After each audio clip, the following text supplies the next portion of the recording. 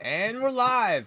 Hello, everybody. Welcome to the Whole Rabbit Live, alternatively known as the live stream Hangout, where you can come, join our chat, ask us questions, discuss weird paranormal experiences you've had, and just say weird stuff because that's mostly what happens in our chat.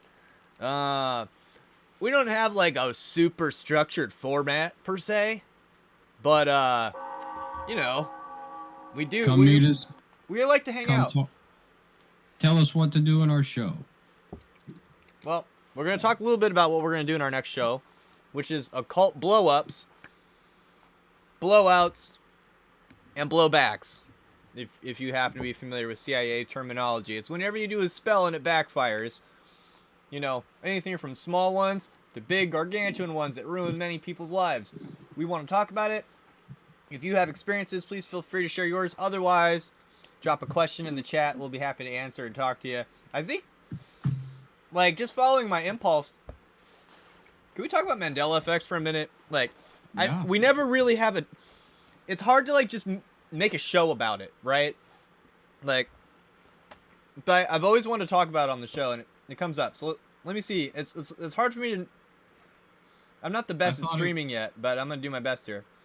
I thought it was total bullshit until I saw the Fruit of the Loom thing. Because I fucking remember. I remember asking somebody, what happened to the cornucopia? What happened? I was 6. I said, the horn thing on the logo. And nobody knew what I was talking about. But I remembered at some point it was gone. And I never saw it again. And doesn't the cornucopia have an association with Hades? Like, he's the lord of the underworld. And there's like the fruits of the underworld. That's like a clever marketing thing for your junk. Well, it's also, yeah, it is. And the underworld is associated with wealth and abundance. So it makes sense that they would have I thought somebody said the patent still have the cornucopia on it. I don't know if that's true. If we'll get an image, I'll pull it up. Now I have to remember how to pull the browser up. Here we go.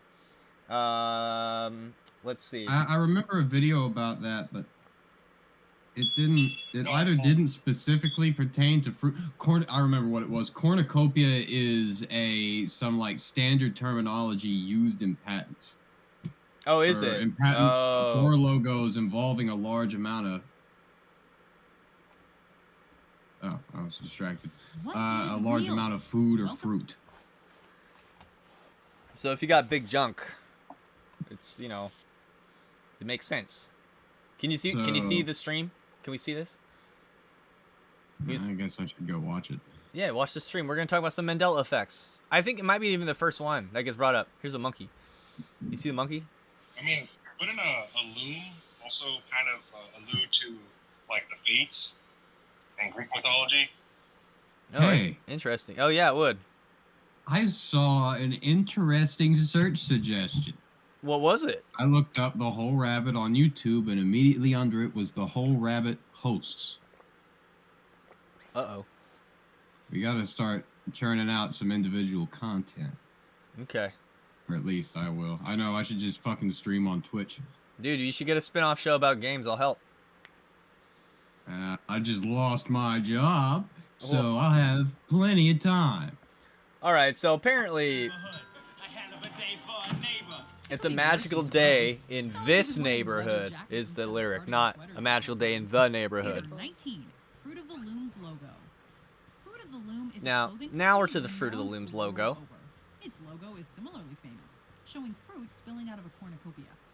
See, I remember that. Do you remember that? I remember that. The logo doesn't contain a cornucopia at all. Okay, so there might be a problem with your overlay.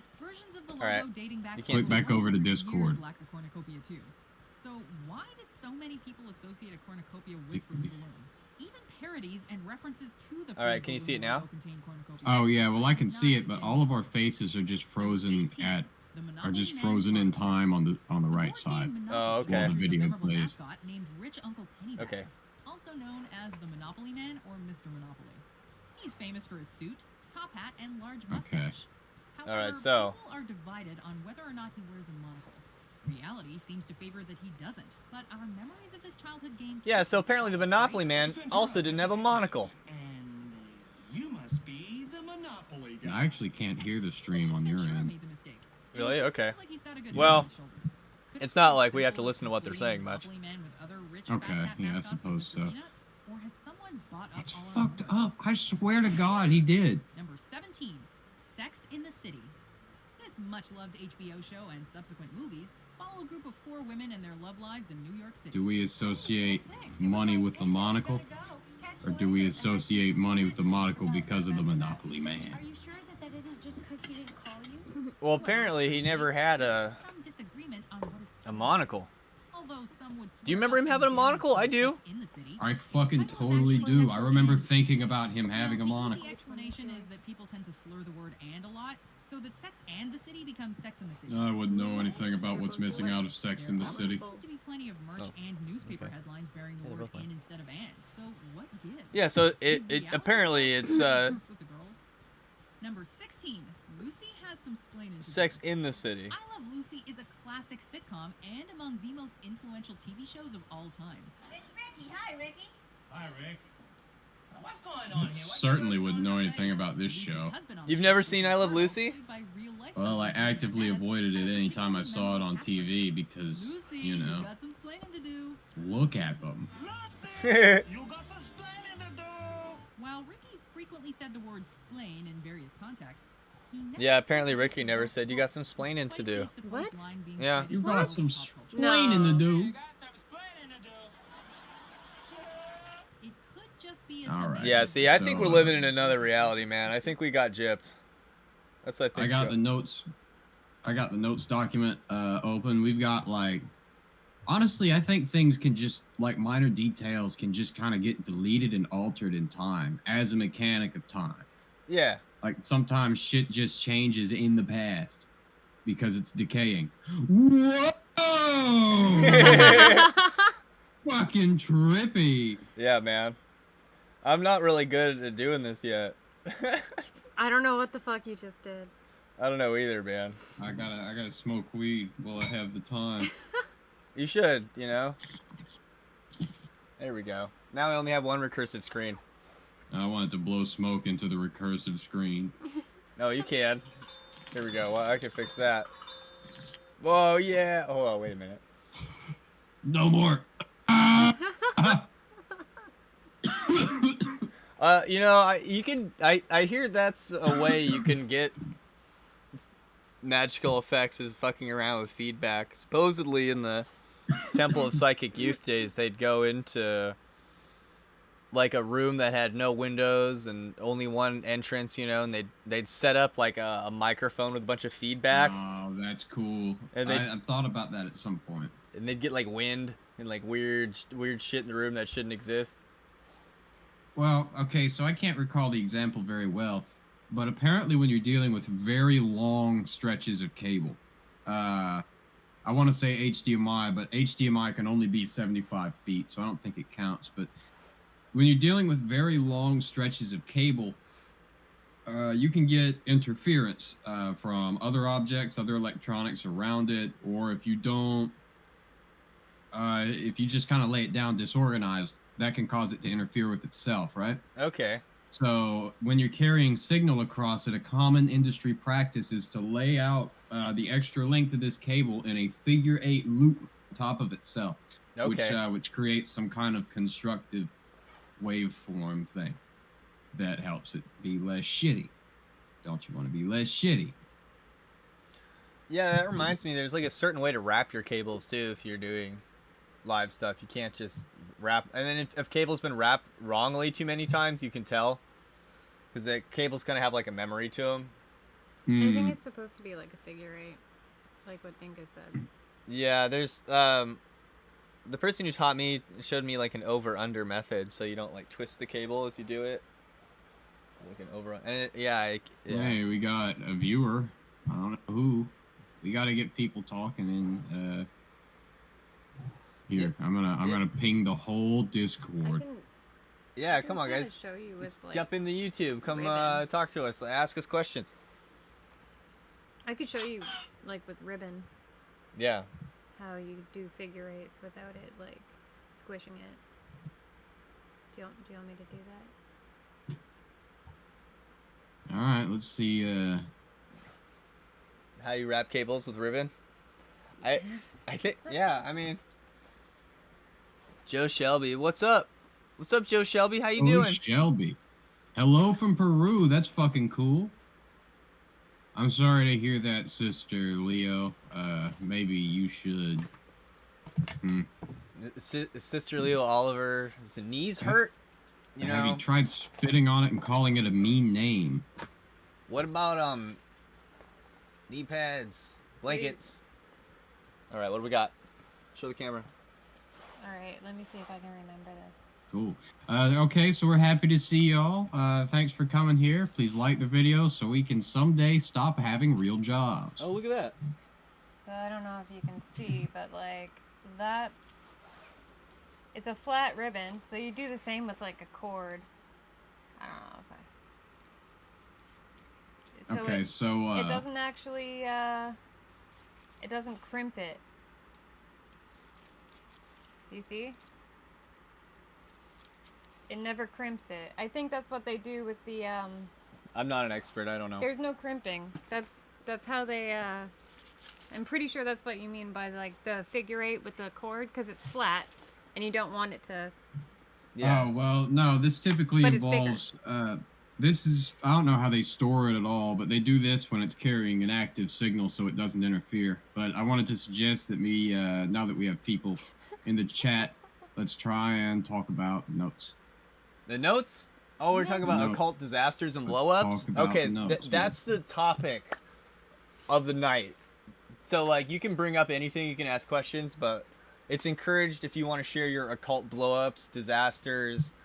Yes, if you ever cast a spell that's fucked you up, defeated its own purpose, or in one case, I was made sick and weak for a year. Yeah. All sorts of shit can happen. And that's what we're talking about. Nobody talks about their mistakes in the occult field enough. It's a very important part of being a magician and becoming a more powerful magician, to acknowledge your mistakes and learn from the mistakes of others. So, I don't know if you want to open up the document. I did write a little bit. Okay. I had some other documents I wanted to share real quick. Okay. Are you watching my stream still? Yeah, but I see the rest of us talking Okay. on your stream.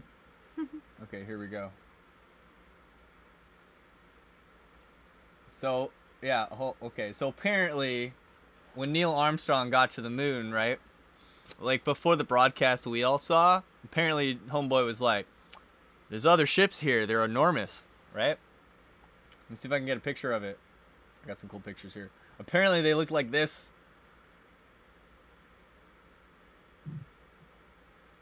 I like how we're now split in the conspiracy theory field between the moon landing was fake, it never happened, and it was real, and there was an alien army there watching us. I personally am on the alien army side. Like, see that little dot there on the left? That's the eagle. That's the lem, right?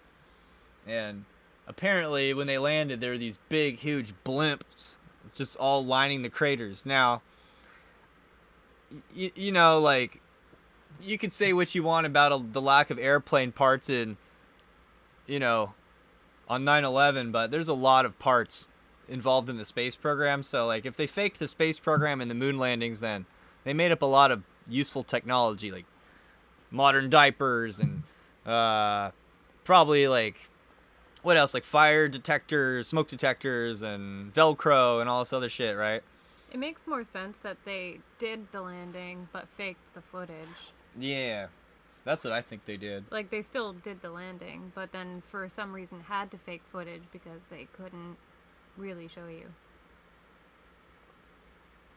what was actually there. I don't know. You know what? I think they're not aliens. I think this is why we talk about Nazis on the moon. They're blimps. They're blimps. They're fucking Zeppelins. All right. Okay. Yeah, according to Stephen Greer, the aliens told us that we're not allowed to explore any more space or build anything on the moon because we're not ready yet. Yeah, that's the story. We're already at capacity. We can't go any further. All right, T We're Busy active. wants the Discord link. So the Discord link is currently for our members. But I'm gonna introduce you can buy like a really cheap tier on YouTube. Less than $5. Less than $5, so you can be like a really low level Discord member. In fact, I'm surprised. I don't think I have that active yet. I could probably think throw it's that like- on while we're talking. I think it's like $3. Yeah, I think it was like $3. somewhere around there. Let me double check. I can maybe even throw it on right now. Yeah. You should pay us money because I lost my job. Yeah. So pay us money. that would be pretty cool. I mean, I'll just grab another one, but you know, your $3 could help me get like a gumball or something when I'm feeling down. Or like. So what do we want to talk about? Okay, does anyone have any occult disasters that have happened to them? You said you got sick for a year, Dingus. How did that happen? Yeah. Okay. So I think first off, I just let's try and open up the notes real quick because I did write a couple paragraphs on things that had personally happened. I witnessed happen. I could really write the rest of this, but I wanted to try and get other people's input, so it wasn't a list of personal anecdotes. So yeah, essentially, I grew up extremely conservative Christian. I got saved and baptized I only got baptized once, but I got quote unquote saved 4 times. Every time I was attempting to feel this sensation that my preacher had described as it's like having a bath on the inside, you know, freak. A bath on the inside, like an enema. Yeah, and here's the thing: I've been doing this since I was 7 because I was afraid of going to hell. And I kicked it into high gear because when I was 8, I had a dream about sucking a dick, and then I thought I was going to hell for sure. It was over. So after that, when I was 9, I got quote unquote saved again because I was scared and I thought, oh, I'm having a bath. I know what that feels like.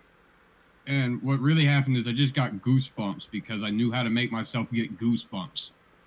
Well, it's something I did since I was a kid. I think that's called ringing the bell, though. That's like a legit occult ability. Really?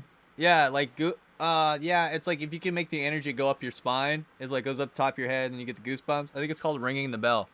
Yeah, I used to do that all the time when I was a kid. People told me they couldn't do it or didn't know what I was talking about.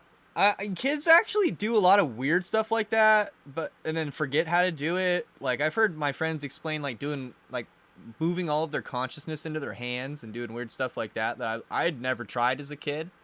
But I can ring the bell. That's one thing I can still do.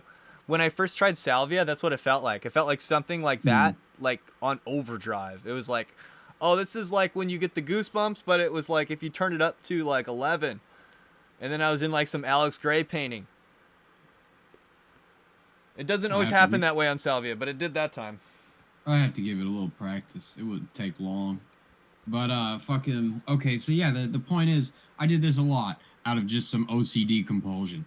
And so eventually, years later, I got on the left-hand path, and as a symbol of what I was trying to distance myself from and not what I was trying to do, I was just trying to get away from Christianity. I wanted to unbaptize, unmark myself, so to speak. So near New Year's around 2019, there was a blood moon.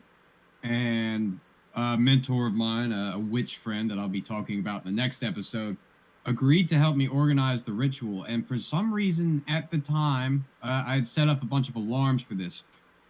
At the time that I needed her to tell me what to do, she wasn't around, which is kind of typical. But so I had to play it by ear.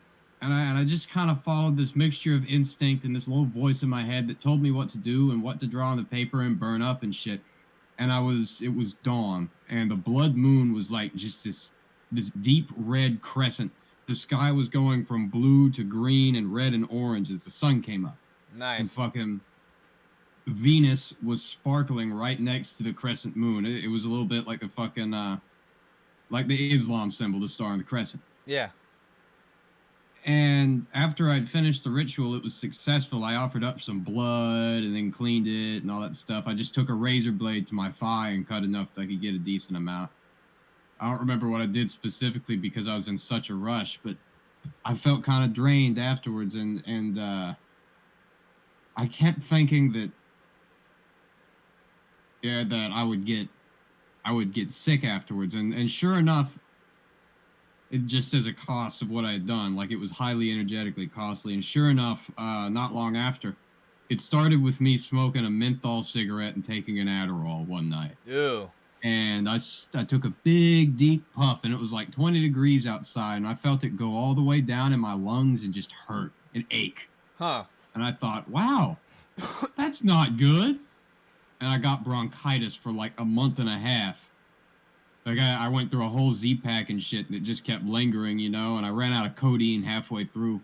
Oh, Jesus. And up until that point, I developed like a fitness routine. I was getting into martial arts. I was very fit at the time, but I was so weakened from the bronchitis that I just couldn't seem to recover. And I lost my appetite and a lot of my muscle definition. I lost about 20 pounds just in that time period. And I couldn't get my energy back for like a year. It was like I was in a constant state of anemia. Damn. So... And that was like from unbaptizing yourself? I think that was the energetic cost of it. I've called on... It was either Set or Lucifer. Damn. I used to recklessly call on Set for minor low magic things because I used to experiment a lot when I was a teenager. I keep saying the start of my occult existence was here, but I think the fact of the matter is I've always dabbled in it, whether knowingly or not. Yeah. I've had prayers work for me, and when I got into the occult, I was like just trying to figure out who was answering them, and that I guess that led me closer to my holy guardian angel, if there is such a thing. Okay, sounds like microcosmic orbit stuff. Yeah, T-Busy, hey, we actually make videos now. Before we used to just have like the podcast with like the bouncing audio thing, but now we're making actual videos. So yeah, we put clips on the podcast. And I keep talking about making videos for the channel, but the truth of the matter is I keep taking kratom and sleeping all day. That sounds awesome. I just want to It's no way to live. It's no way to live. I want to take like that wake you up kratom and play Mordau all day. I don't know if anyone plays it anymore though. No, the last I heard of it, all my friends in Wallacorp are bitching about the mall meta. Oh, which is not fun. That's funny. I always Mordhau pisses me off because for years I wanted to play it very badly, but I just had a piece of shit computer that would stutter playing Half-Life 2. I looked up the graphics card one day, and the first search result was from 2010, and the next one says worst graphics card ever. Really? That's great. That's how you know. Sub 20 frames per second playing Half-Life 2. Damn. In 2017. Later, actually, it was probably like at least 2019 or 2020 that I had before I'd upgraded it by getting another graphics card. I had to flip it upside down, take the top off of this computer because it was a server rack. So I couldn't fit the graphics card and the 250 gigabyte hard drive into the case at the same time. So I flipped the graphics card upside down and bent the faceplate so I could just kind of finagle it inside. I had to snip at the case with a pair of tin snips, and then I had to get a whole rack mount, just an empty wooden box with some screw ports on the side, so I could hang this computer up in there, which meant that I couldn't sit at my desk. I had to put the chair in front of the rack mount and straddle it like a horse, so I could have the horsepower to barely play Fallout 4 in 2020. Damn. I'm proud of what I've done. Yeah. Man, trying to make my computer work at full capacity is like a passion of mine. Joe Shelby says, Omicron is an Italian movie for dictator capitalists. Now you tricked me into saying the O word. Malcor is nodding yes. Italian movie for dictator capitalists. What do you mean by dictator capitalist? I'm very open to the idea. Isn't that just fascism? I think Yeah, my fashion- friends in Italy are saying it's getting pretty crazy over there again with the lockdown. Really? Well, you know what I thought was kind of funny? I mentioned this in our Discord, but I thought it was interesting that, like, well, you know, Delta means triangle and Omicron means eye. So, like, eye triangle. That's kind of fun. I thought that was, I think that's just there to fuck with me, right? Hey, folks. What's up? It warrants some. Go ahead. I was just gonna say it warrants some thought, but Whatever it is, it's humorous. It makes me laugh in a scary way. Yes. Please like to increase our success in the algorithm and talk about anything but that. What's up, Cal-L? Hey, yeah, you come around quite a bit. Hello, Cal-L. Cal-L's like a bad guy, right? From Superman? Okay. So, guys, if anybody here hasn't been listening the whole time, we're talking about occult blowouts and blow-ups and backfires.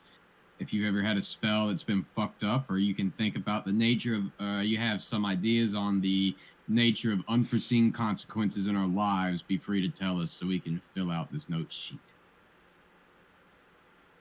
Yeah, I think well, here's the problem. Because I'm into Thelema, and for whatever reason, all I can think of is stuff that Aleister Crowley did. Or stuff that's related to him. Like, okay, I'm definitely not going to spoil it here, but we have the details of the demon that was used in the fight versus Mathers and Crowley, which is pretty great. It's a really detailed description, but I would like some more details. I might have to go into his biography and figure out what the exact fight was over.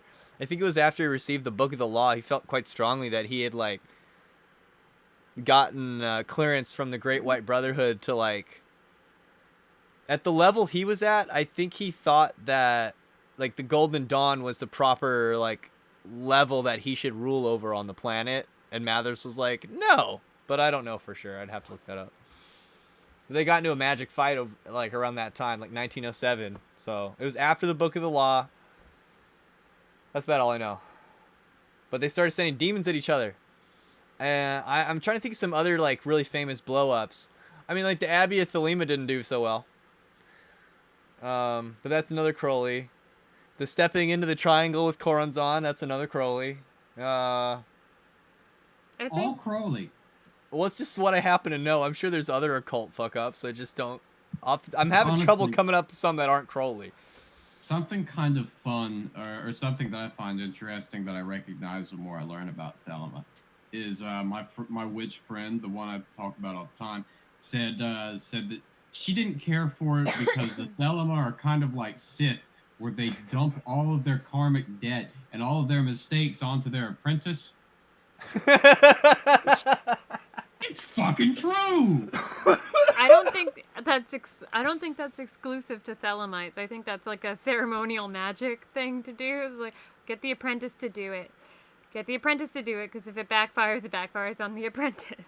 Oh, Dude, see, we that's can you only- being psychic again. That's gonna come up with what we're talking about, and you're fucking... Damn it. Yeah, we don't want to talk about that yet. But yeah. I We think there's can also- totally talk about Half-Life 2 in this episode.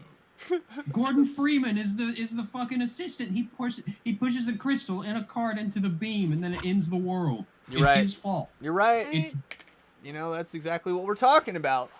Yeah. We could also bring up the whole H.P. Blavatsky versus Pascal Randolph. They I had wouldn't know anything some. about that. They never met in person, but they had like psychic wars with each other where they'd show up in visions to each other. And yeah, Blavatsky said that he showed up and like raised a gun to her, and she made him like turn the gun on himself. And very shortly after that, he killed himself, I think. So that, I think that qualifies as occult backfire. And there's also some interesting stuff with skinwalkers we could talk about. I guess Theosophy and the Nazi Party could be considered occult backfire, I guess. Yeah. Or like, When you meet Yeah. your Yeah. father, relate these words. Prepare for unforeseen consequences. What's that from? Is that Fallout? That's G-Man in Half-Life 2. It's Oh, one of my yeah. favorite. It's one of my favorite lines of dialogue in any video game ever. I love the G-Man. Most esoteric rapper. Most esoteric. Most esoteric rapper. I wouldn't really know. Rap isn't quite my thing. Death Grips, if you would consider it rap, I don't know what exactly they're considered. Death Grips talks about Satanism and ritual magic more.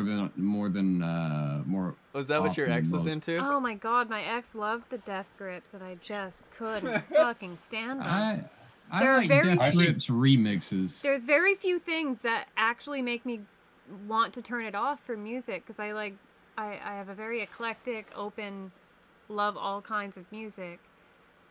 But the Death Grips was just fucking awful. I just couldn't do it. I'm sorry. I really am sorry to anyone who likes Death Grips. I just can't. Well, Yeah. cool. I think KRS-One is the most wizard of all rappers. Oh yeah, KRS-One's pretty. Yeah, KRS-One's pretty dope. We got 8 people watching. Please like. I'm gonna say Cool Keith. I'm gonna say Cool Keith is the most esoteric rapper, because he's Black Elvis. And Original Black Elvis. he's Black Elvis. He's also like, who else? He's Dr. Octagon. He's Lil Nas X. You know what's scary about this? I was talking to my daughter, who's like getting older now, and she's in school, but like all the kids love Lil Nas X. This is what she said. All the kids love Lil Nas X, and then all the kids say that if they see Travis Scott, they're gonna punch him in the face. What kind of double standard is that? I was like, I think isn't Lil Nas X the one that he made shoes that he put his own blood into the rubber of the shoes, and he used the, I can't remember which demon specifically, but he used the image of a demon on the shoes as well, or on the box for demon the shoes. Bune. Bune is Bune, isn't it? Yeah. Get some Bune shoes. Yeah. Can we pull up That's a pretty frame? sick. I love that. Can we get a? I feel like I should have to like pull up a picture of that. Oh, I also just, brief aside, don't be sorry for not liking Death Grips. In fact, Oh, you're breaking up? What's that? Can we not hear him because we're on a different page? Is that why? I don't think so. Could just be our lost internet. We got Malachor. Could just be us. No, Malachor's here. It's Malachor's Dingus. Dingus, you froze. Dingus froze. I invoked Lil Nas X and Dingus died. Shit. No. Occult fuck up. Occult fuck ups. Oh, I'm still paused on the shoes page. Alright, so we gotta find a picture of Lil Nas X shoes. Can I get a big old picture? Can I get like a big there's picture? he's on the box. See? Oh yeah. Good catch. That's so cool. Right. These shoes aren't so bad. I'd buy them if they weren't too expensive. I want them. Yeah, they look alright. They don't look like that crazy. wasn't one of y'all talking about Boone recently? Yeah, Bune. I think, okay, so it's kind of well known that if you're gonna fuck with demons, Bune's not a bad place to start. Like, because he's known to not fuck you up quite so badly. We should parasitize Lil Nas X's fan base. He will To heal find anybody. people who are wondering what the fucking drawings on their shoe mean. So Yeah, I would totally wear those. Apparently, and what is this? Luke 10 verse 18? That's almost my phone number, just to tell people way too much. so these What is are- that? I gotta look that. We'll have to look that up. My name's on the shoes. These Sorry. are the shoes Okay, look. that he put the blood into the rubber of. This is his. All right, one of these says Lil Nas something about. Yep, that's the one. We could totally talk about this in Satanic Panic. Okay, yeah, we're gonna do a Satanic Panic episode, but I'm afraid I'm gonna get a lead that I probably shouldn't, and I'm gonna talk about on the show. Oh man, and then even now it's like Lil Nas X wrote Luke 10:18. It's that popular. All right, here we go. Here we go. Luke 10:18. Nobody cares about. If you're gonna quote the Bible, you gotta go to King James. Otherwise, people don't care. So, where is it? 18? Okay. Where is this? Here. And he said got unto it. them... You got it? Yeah. And he said to them, I saw Satan fall like lightning from heaven. That's not the King James version. That's not the word of God. Okay. And he said unto them, I beheld Satan as lightning fall from heaven. That's what God said. Behold, I give unto you power to tread on serpents and scorpions and over all the power of the enemy, and nothing shall by any means hurt you. And it's from the 72 Return with Joy. So the 72 could be even a reference to the demons. You don't read that like you're terribly eager to destroy your enemy's dignity. Oh, well, I don't know. I mean, we have our ways of destroying people's dignity. Oh, I love how the pentacle's still edgy, occulty Satan symbol, LOL. Yeah, I thought, yeah, and the liquid pebbles is like the shoes are kind of cool. Yeah, I honestly, I mean, in terms of shoes, those aren't like, I'd probably wear anything on my feet. I don't give a fuck, but I would absolutely wear those shoes. I would like them to be more angular and less wavy, you know, in the design, but otherwise, I'm kind of cool with it. And pentacles are awesome. And I think the pentagram looks better upside down. I think it's more balanced that way. And then I don't see anything wrong with inverted pentagram. I also, here's the other thing. Like, I want to talk about, I'll probably talk about this on the Satanic Panic, but like, if you get these shows that decode stuff on an esoteric level, they have a really hard time moving beyond the whole, like, pagan equals Satan thing. Like, if it's not Christian, it's Satan. And so, because of that bias, like... That's palatable and marketable. Christians will watch Supernatural. Okay, fair enough. Yeah, I mean, you gotta take that into account. I mean, that's just a good old American marketing. And then I know so many, like, good Christian kids that started getting into, like, some kind of new agey light witchcraft just because of Supernatural. In fact, there's a kid that I'm going to talk about on the podcast, one of the first examples that I give, and one of the first spells that I've seen in action. I had just gotten into the occult for a couple of months, so I knew what he was talking about. He was drawing demon sigils in his notebook and shit. He got into it because the show's Supernatural, and he kept talking to me about this girl that wouldn't so much look in his direction that he was fantasizing over. And I told him, hey, man, you know, I love spells. They're really not that smart. They're really not that great a thing to do. And he said, you don't understand, man. I love her. I love her, dude. I love her. And not long later, like less than a week, he got her. He got the girl. And what's the first fucking thing he says to me? I got chlamydia. I don't think I like her as much as I thought I did. Well, that's actually pretty honest of him, at least. Yeah, but, you know... That's I've been thinking I told you so for 4 years. Now, do you think that jerking off about somebody increases your chance of being with them or decreases? Because I think a lot of people think it decreases it, but I think it increases it. What do you think, Malcolm? What do you think on this? I don't think it really does He much. says no, it says it decreases it. Or does he? I mean, I don't know. Let's ask all the incels. Well, they're afraid of touching their dick. All the incels are fucking no fat day 367 telling me they can levitate while meditating. Yeah. Take cold showers and clean your room. Thank you, Dingus. Thank you. Don't masturbate. Women get old. The glory of Rome is forever. That's the one of them? That's actually funny. It's fun. Wait. True to Kaiser. Oh my god. Dude, I've been doing a fucking Legion playthrough of Fallout New Vegas, and, okay, I'm a little bit neurotically guilty. It makes me feel bad, but it is the funnest way to play Fallout New Vegas. You just don't get to be that evil in video games. You can join Kaiser? Yeah, it's a major thing in the game. You can join Kaiser, you can sell companions to be slaves, you can sell Arcade Gannon to be a slave. No. If you have a cannibal trait, you can take one of your human companions to the fucking Ultralux to get him butchered and served as they compliment on the quality of their meat. Apparently, Boone is a little tough, perhaps gamey. What? He'll make a fine flank steak. Fallout is fucking crazy. Well, Vegas Fallout is. New Vegas is one of the greatest games of all time, hands down, no contest. And then that same team supposedly made Outer Worlds, and they tried to convince us that was going to be as good. Like, because every Well- mission ends with you deciding, in like Fable decisions. Like, I don't know. Companies are bad. Yeah, I was like, Okay. I know. I get it. Like, that's a Companies are bad. Buy our game.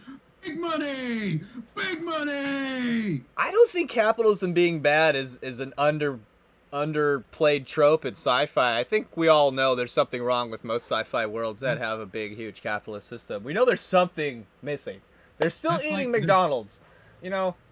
That's like the theme of cyberpunk is like a genre. Too bad it's that popular now, and it's showing up in the most famous media. Have you, like, that little Well, I Nas guess X? Okay, so like, I thought it was interesting. The kids are all like, they turned against Travis Scott because they're all afraid that they're being sacrificed. But like, they're cool with Lil Nas X because he's expressing himself. I think that's kind of an interesting lens that kids are viewing it through. You know, Like- I kind of have a thing when referring to or talking about what kids are doing, though, which is, I don't think anybody really knows what the kids are doing except for the kids. Yeah, I think that's reasonable. But that's why It's he asked. major- Yeah, well, I wouldn't know because I spend all my time with 30-year-olds picking up rocks until recently. I think next time I'll get on with a moving company so I can get ripped while I'm being funny on the internet and not having to think about much. Think make brain hurt. Brain get worse every day. I don't like that. Yeah, I have some nerve problems, as in anxiety, and I'm beginning to kind of think my brain might be a little damaged. You got some Dane Bramage? Drain damage. Sponsored by WB. Yeah, the V for Vendetta masks. Yeah, if you're real old, you just have the green face. That's the old timey. Well, fucking, what's funny to me is that the V for Vendetta mask represented rebellion, and it represented fucking Anonymous fighting the man, right? And then Anonymous became so popular that they lost their identity and became meaningless. When people started saying, well, everybody can be Anonymous. Yeah, pretty much. Do you know how to use a computer? And Outside then of the capacity of Google? I just want to, like, they told us the truth about the UFOs were coming out, and then it did, and nobody cares. I got slideshows. Okay, so we gotta. I got slideshows. Kind of suspicious about. I get kind of suspicious about that shit because why didn't they have anything more to say? Why hasn't anybody talked about this at all? I don't know, but we know that they Okay, exist. so- It's been like some of them have been declassified. I like this frame. This is a cool one. The Telos. Like this thing supposedly is a giant V, and it's black and its wings fold so it can fit in a hangar, but it's basically a giant antenna, and it can It go looks into a lot orbit. like our stealth bombers, Yeah, it basically is. It's basically like a bigger version. and it would work as an antenna because the shape of the stealth bomber caused it, along with the paint, caused it to absorb radar. It Yeah. kind of just funnels things into itself. I don't know if radio would work the same way at all. No, nothing I said matters. I'm stupid. Fucking. So Alright. it says the entire airframe acts as a multi-band communications relay capable of directly interfacing with all current U.S. military satellite networks. So It what doesn't- can we do? T Busy asks, so what can we do about any of it? You can be class conscious.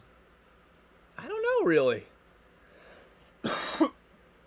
I'm kind of just... I have a lot to say on the subject, but, you know, about half of the country's population doesn't like it.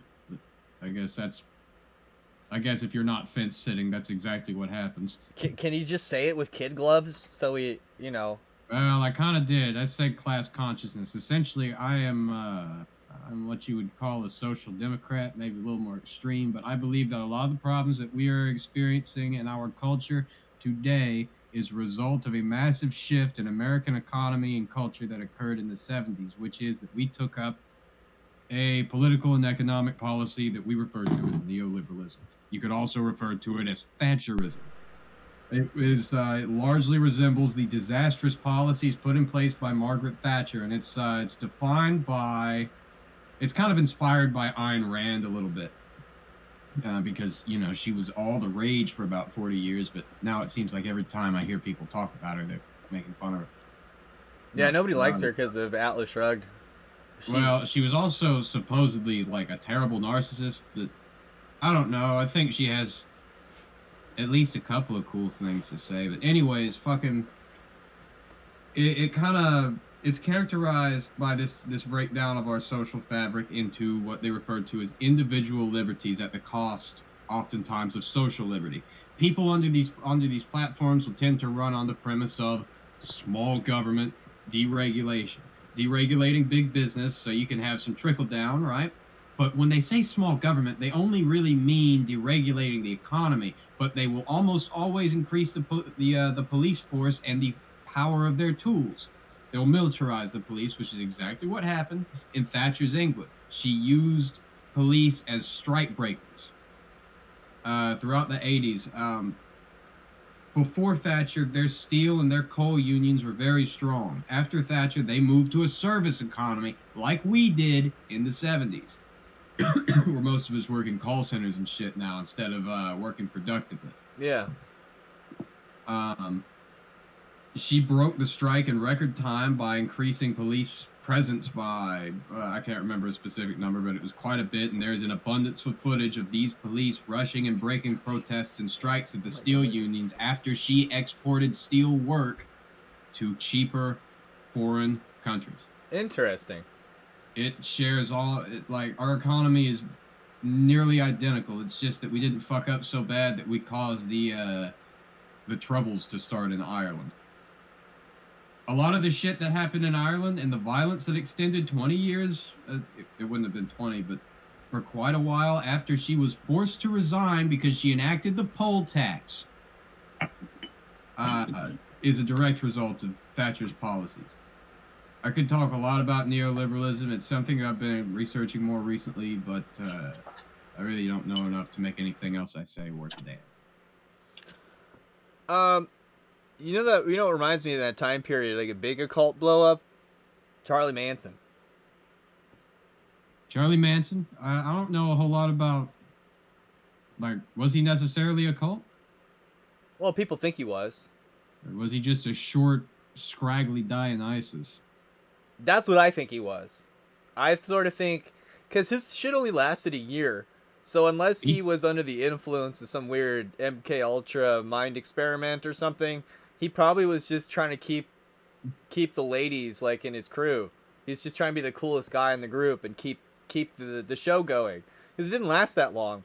Like, there's people who live that way for longer than that, doing crazy shit too. Like it was only a year and a half that his weird trip, that whole thing actually happened. I've seen hippie families that are pretty weird, and I whatever happened with him, it just kind of exploded. It wasn't like this. It wasn't like Jim Jones. Like, Jim Jones cultivated his following for years and years and years, and he knew politicians, and he had the money to move him to Guyana. And then if you look at Om Shinrikyo, they had scientists and shit working for them. They probably had a laser they could shoot at the police department. Charlie Manson didn't have shit. Got to talk about Om Shinrikyo. We need to. Yeah. We do. Om Shinrikyo is hilarious. That's one of the best last podcast episodes. Is their 4-parter on that is so good. Mm-hmm. One of my favorite last podcast episodes is, so I love their 3-part series on Richard Kuklinski. Yeah, dude, I remember that one. That one was fucking brutal. That was spooky. Yeah, he was bad man. Yeah, he was bad. There's series on Dennis Rader, the BTK killer. Oh, they hate Rader. Yeah. Well, if you're ever talking about the quote unquote BTK killer, remember he loves having nicknames. He just wanted to be famous for murdering and I guess he didn't fuck people. He just wanted to be famous for murdering and torturing people. Call him Dennis Rader. That's his name. It strips him of his title. That's funny. Yeah, he wanted a crazy nick. Yeah. And Dennis Dude, is kind of a... Oh, God. Okay, so obviously I'm into true crime a little bit, but some of the stories are way more infuriating than others. Dennis Rader is the worst. Just the fucking worst. Didn't he write poetry? Didn't he want to be the poetic killer? Yeah, he had a list. He had a list of names he wanted to be called. And then amongst them were the Garrote Phantom, the Poetic Killer, let's look it up. Let's look it up. I want to read these to y'all. Fucking Dennis Rader. Where's the names? Where's the names? Occult fuck ups, man. I feel like I should be able to think of more, like, but I can't. I found it. Okay.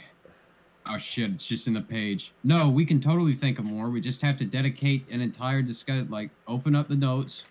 Okay. Pick out some places to write in. Look at the topics that I laid out. I've got a bunch of them, and then we fill this out. I wanted to get other people's opinions, but I can't do it myself as well. Should I pull open the notes? Yeah, sure. I think. Did y'all want to see behind the scenes or notes? I've thought about like making the notes a Patreon reward or some shit. Like for any tier, you can have access to the notes after we're done with an episode, so you can have all the intricate information in writing. Sometimes the notes are surprisingly informative, like more than the show. Sometimes.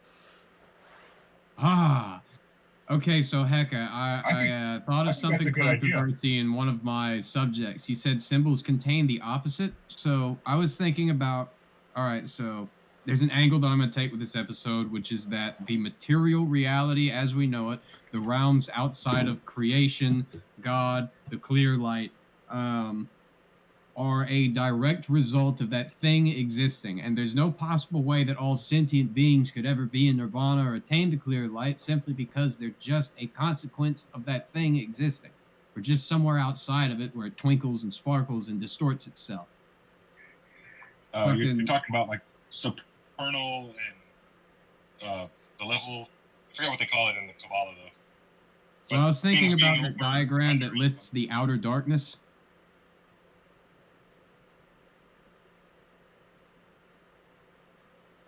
But no, what were you gonna say? I'm really biased. I don't want to bring up Jack Parsons on the Occult Disasters episode because I really like him. But yeah, I think having his boat and his lady stolen by L. Ron Hubbard constitutes as a pretty fantastic occult disaster. Yeah, you got to talk about it. Yeah. But also, he did conjure a fucking storm to bring them back to shore, which was successful. So when people talk about this event, it's usually like, oh, look at the naive Jack Parsons who's so stupid he can't hold on to a girl or his money, but here he can conjure the tempest itself. Like, it's pretty classic Jack Parsons. And then we're not really sure why he got blown up. I don't subscribe to the idea that it was 100% drugs. He may have been assassinated. He was going to go over to Israel and make rockets for Israel. Some people don't like Jewish people or Israel, and some people don't like taking rocketry secrets to other places that were classified. So I think it's feasible that he got blown up. Speaking of not liking Israel, a moment of silence for poor Palestine. It's a genocide that's gone on for years. No! They live inside Israel. It's just a fucking bubble. They're surrounded by people who shoot them with rockets. That's fucked up. They can't even get out. Where are you gonna go? I mean, I saw them all celebrating on the news a couple of months back. They no longer shoot rockets at us. It has been 2 weeks. well, that's the thing. You turn on the news, you can't tell if it's like Hezbollah or fucking Blue Origin. 'Cause they look the same when they launch rockets. Oh, you bastard.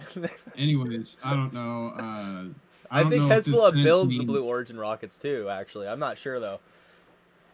All right, so Hecka, when you said symbols contain their opposite, I'm not sure if this sentence means anything, but I thought it was relevant to what I was saying earlier about how existence is a consequence of the creative force. But next to it, I wrote that deep down inside, 1 is actually a 2. I was thinking about the concept of the law of Yeah, one. yeah, that's a But- thing. Yeah. Yeah.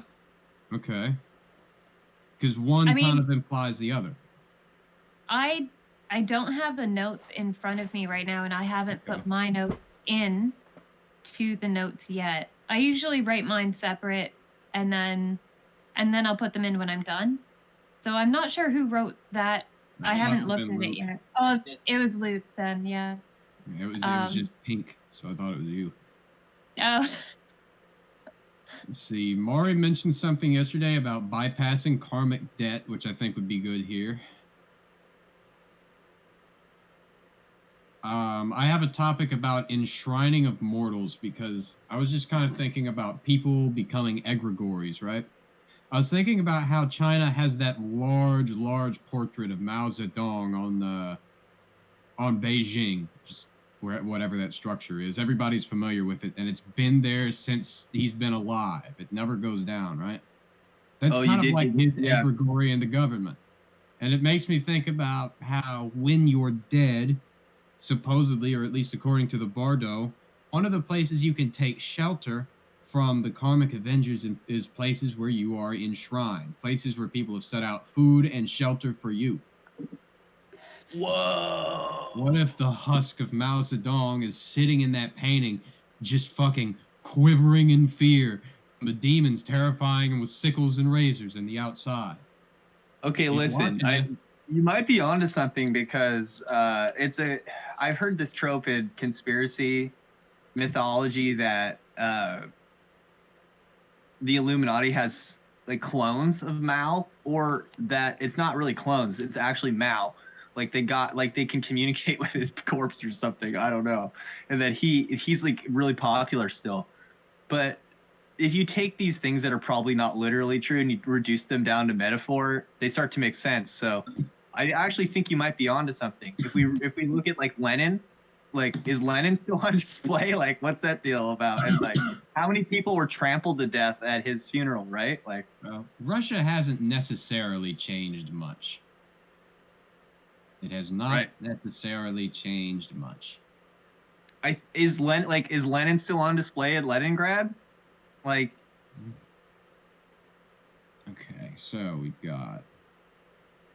I suppose I could fit symbols contain their opposites, so then around there we can discuss existence as a consequence of God.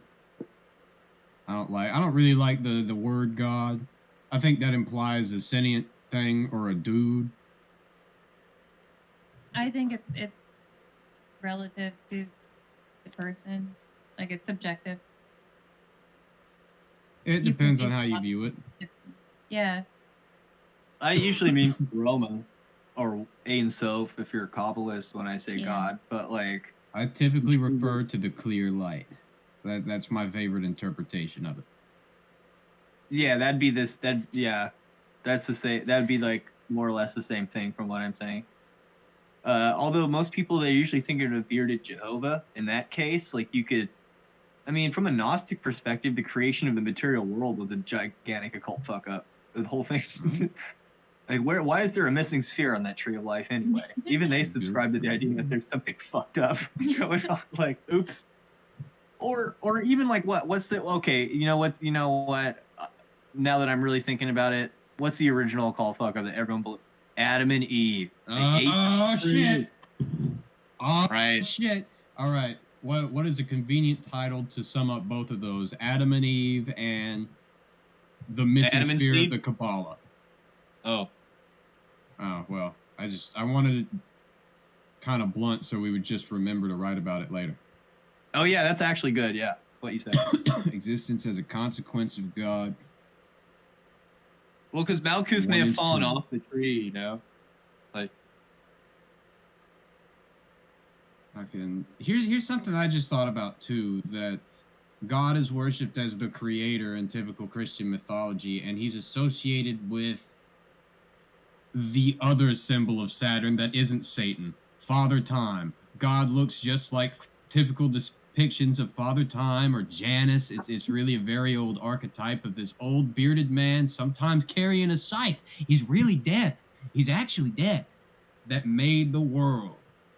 Always old. Which kind of implies their interpretation of God as a bit of as being the demiurge. well, I found some old images of Saturn where he had a whip, and he was in a chariot.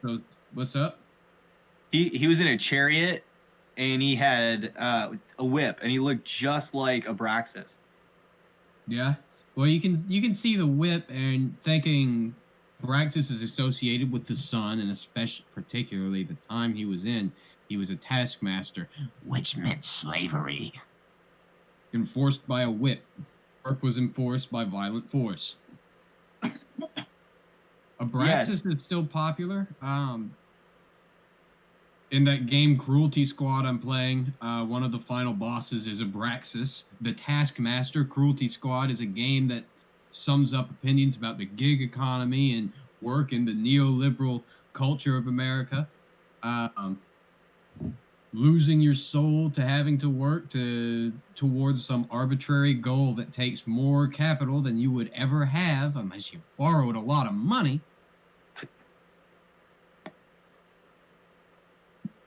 And Abraxas is the boss. That's kind of thematic.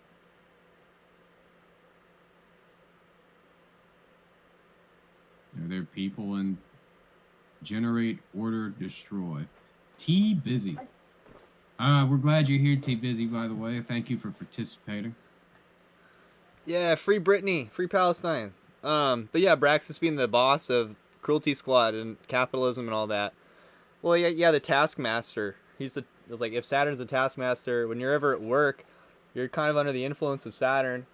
And I suppose Abraxas might be a more Gnostic interpret. Like, okay, so if you go look at the Timaeus, which I might as well just send that to you as part of your membership. Just send you the Timaeus.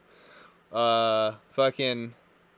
We should establish a library and host the PDFs on our Discord. I'm pretty sure That'll that be a one's selling public. point. Like that one, you're allowed to just like, it's public domain or whatever. So, like, anyway, the whole point is they refer to the Demiurge in the Timaeus as like this thing that sees the clear white light and builds from it.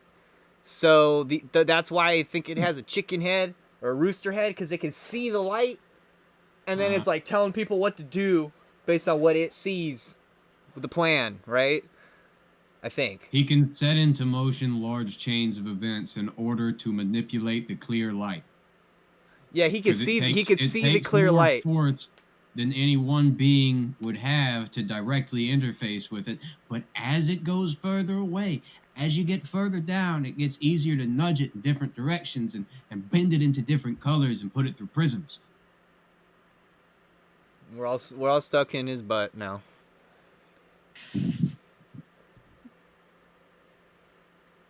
Well, thanks for that. Pleasant thought. Okay, so I got a couple more headlines here. Let's see. I've got one for I've already been typing in defeated purposes. Okay, so I covered that headline. Magic in the path of least resistance. It's something I already started writing a little bit about. I guess Oedipus pulling his eyes out and fucking his mom is kind of an occult blow up. That could be, yeah, that's a classic. We could talk about Oedipus.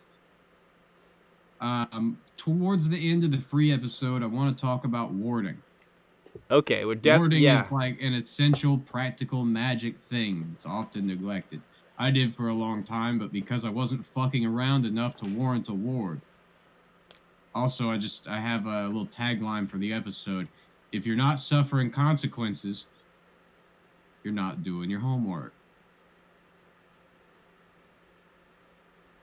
Like you're not using magic enough to see them. I have some notes that I have been writing about counterproductive magic and warding. I have a story about counterproductive magic as well, so we can definitely put that in there. I could put it around. I have 2 headlines. The episode opens up with talking about the old cliche: "Be careful what you wish for." Yeah, totally. Okay, and then under that, I have a section on defeated purposes where, I destroyed my job using magic, but got all the responsibility I wanted.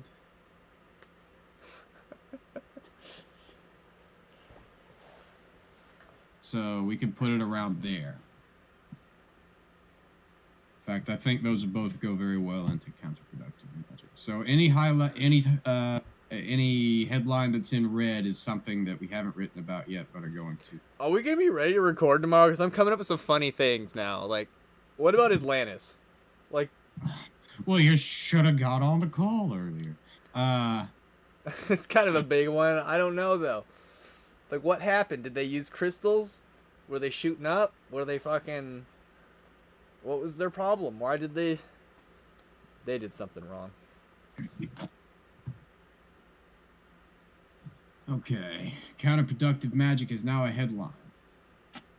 I suspect with what we have now, if we filled it out, we would have 8 pages worth of content on its own. I think so. So it depends on what you really want to talk about for the episode topic. I do have one request. Yeah. I wrote the opening conversation. Well, I guess it's a conversation. So. Oh yeah, definitely. Yeah, you're kind of leading the conversation tomorrow because I don't know what to say. All right. I'll do a little bit of crunch time, but I just wanted to make sure to get everyone in here because some of y'all know more than me. I'm just lucky enough to have some intuition. I'm happy we spoke because this is a great topic. Now I got a list of some things. Let's see. So we've got warding, which would be in the here. I'm gonna put warding at the bottom. We want to end the episode with that. Crowley versus Mathers. I don't know where you want that, but you can feel free to replace that topic anywhere you see best fit. Well, we're gonna leave the how-tos and pointers for the patrons. Yeah, but I want to give them. I want to tell them at least a little something to convince them to get the podcast. Like, we can talk about the importance of warding, but then get into the real practical using wards in the second half. Yeah, totally. And identifying where your spells will come out and all that shit. We got to give them that carrot on the stick. We got to fatten them for the harvest. Oh my goodness. Speaking of which, I think you can subscribe on the YouTube for $3 and you can use emojis. And we'll give you a shout out on the episode and you get access to our Discord server at the kitten level. But if you just want to make it easy on yourself, go to the www.patreon.com/thewholerabbit where $5 I'll send you stickers that are probably cost more than what you're paying. So, because I'm not smart, but I do need subscribers. So, yeah, check that out if you're so inclined. I got stickers somewhere. They're hiding somewhere. It's true though. I watched him do an order for stickers, and I'm like, I don't think you're making money on that. No. Yeah. Look, we just want you to put them in public places so people will look for the podcast. Yeah. Just put it up in a hot topic. Put it in a hot topic. That's a perfect place. I was explaining what Keystone Markup is, and I was like, you definitely don't have Keystone Markup on these stickers. Keystone markup. That's like the Illuminati markup. That's like the Delta Omicron markup. That's the devil's markup. The devil's markup. I wonder where I put all that shit. Oh, I think it's in the workroom. I kind of want to show one. Here, you guys talk amongst yourself. Oh, you're gonna get a yeah. He's gonna show the holographic sticker. It's pretty sweet. I am the liquor. The what? I am the liquor. I've been watching the Trailer Park Boys a lot lately. That's not true. I've been watching clips of the Trailer Park Boys, but it's a fucking fantastic show. I haven't really watched that much TV. I typically don't, but, you know, every once in a while I'll find something and get obsessed over it on the internet. There's this show I really, really want to watch called Utopia.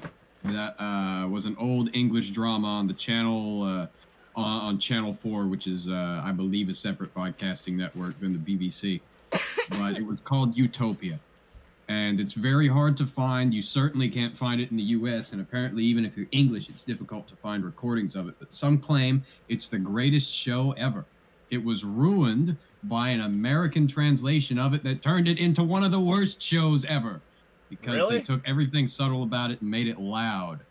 But basically it documents the story of 3 individuals who run into somebody named Jessica Hyde, who holds a copy of this comic book called Utopia 2.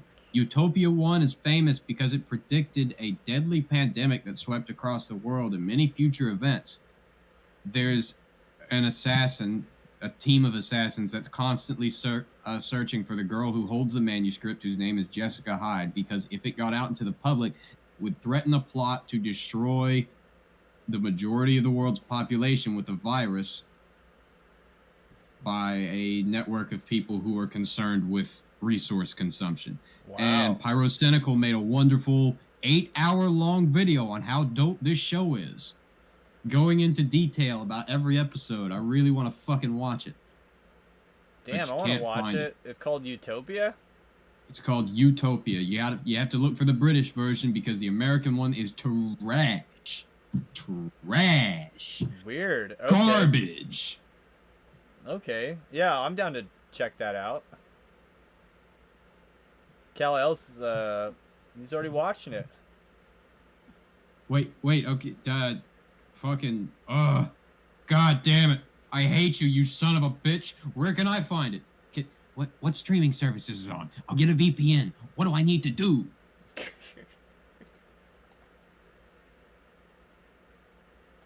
Let's see.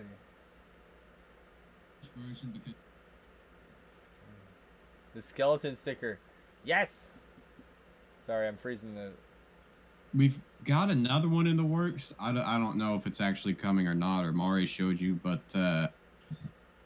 I suggested that we do a holographic sticker of the rabbit with the Uzumaki spiral in its head. Oh, that's sweet. Because Yeah. I think that sums up the show pretty well. And that would look great on a holographic sticker with the black and white. It's like sucking part of its eyeball up into the spiral. I'm down. It's gross. Yeah. It's gross. I'll have to harass her about where it went because it was cool. So that I have a bunch of those left. If you wanna, I'll send those to you if you're a $5 subscriber. The ones that I have here with the skeleton one. Mari designed these. It was the stream was a little too late for her tonight. But yeah, she did these, and these come with our. You see how big these are? Like these.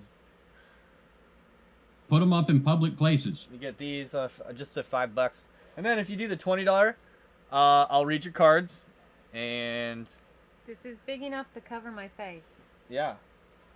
You got that- Vandalize. It is a big sticker. Destroy. You got a tiny face though. It's big enough to cover a small face. And then if you subscribe for $20, you get this patch I'm wearing here. It's a Barrel Bunny's patch. It's military spec. It's 4x4. Mari also designed this. And Mil-spec survival patch.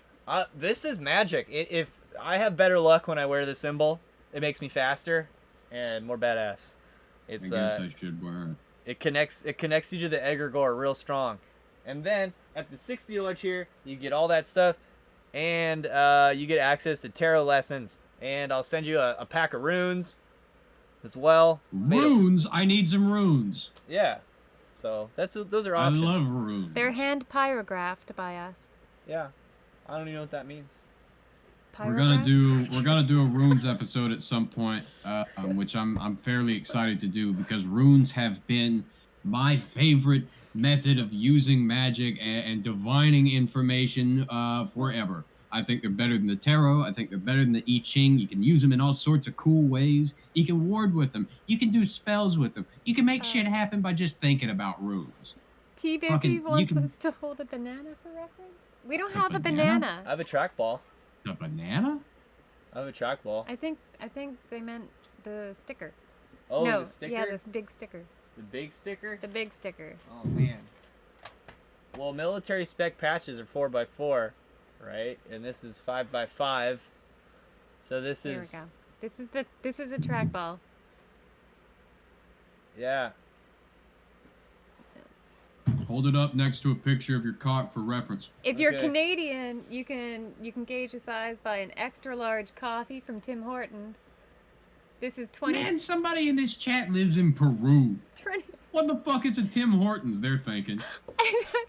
We got nothing for reference. It's I don't know. It's probably about a little taller than your average bicycle playing car. Yeah. What? It's definitely bigger than playing card. Yeah. And then the shiny holographic is 3x3. So yeah. That's like player card. That's size. like a player card. Yeah, player it card. is. Yeah. Maybe a little smaller. Maybe than a tiny bit smaller. We gotta get a tarot deck going. That'd be fun. Make our own tarot. I think Mari's working on a Discordian tarot deck. Yeah. Yeah. Oh, that's pretty cool.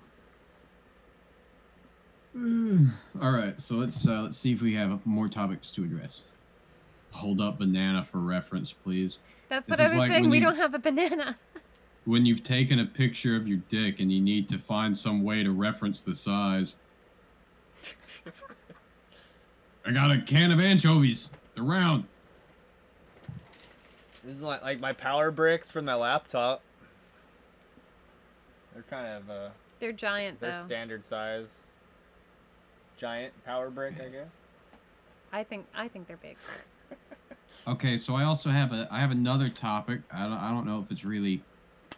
I'm not necessarily hot on this one, but maybe y'all think it's interesting. The old saying, "Speak evil, and the trees will make it so." Oh yeah. I think if it was necessary. Say some bad shit, it'll just happen.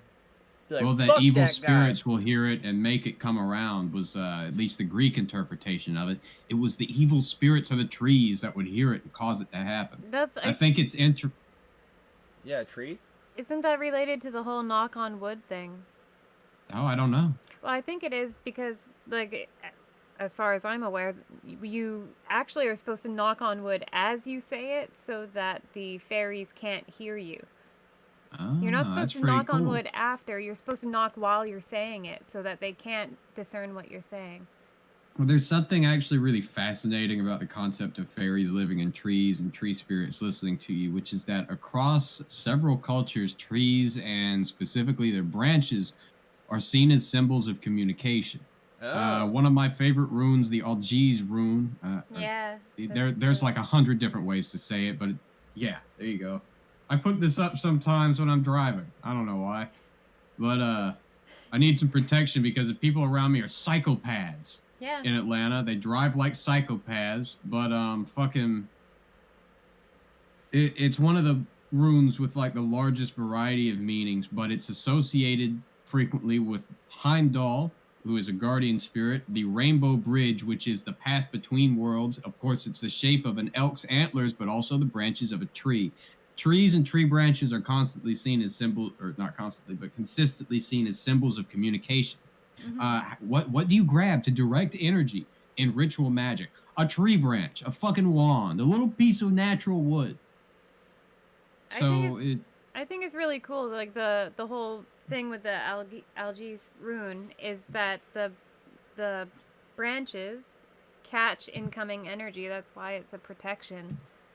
So it's meant to. Also incoming energy gets trapped. So then you have the Helm of Awe that basically has a bunch of them all around, and it's that's cool. And it's protection around all sides, and it's supposed to also inspire fear, if I'm not mistaken. The fucking jagged crown quest from Skyrim. Ulfric Stormcloak needs the jagged crown. You know what?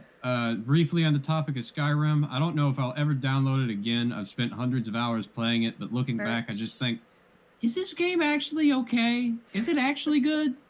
I don't remember. But- It was fun when it came Yeah. out. T Busy says, "What if I want to read your cards?" No, I'll take a Yeah. card reading. How do you want Yeah, to do that? How I do you mean- want to do that? Yeah, fucking, just briefly, fuck Ulfric Stormcloak. He's a bigot. Side with the Empire. Kill elves too. But, you know, Skyrim belongs to everyone. Well, I think it was weirdly connected to the American egregore somehow because like that was At first, I thought it was an American Revolutionary thing too, because there was something going on with that. It referenced another famous political war that I've long since forgotten, but fucking look, the Empire even had the East Empire Company. Well, I mean, make Skyrim great again, you know, versus, you know, Hillary High Elf or whatever. Or It was a mix between like the revolutionary theme and a Civil War theme.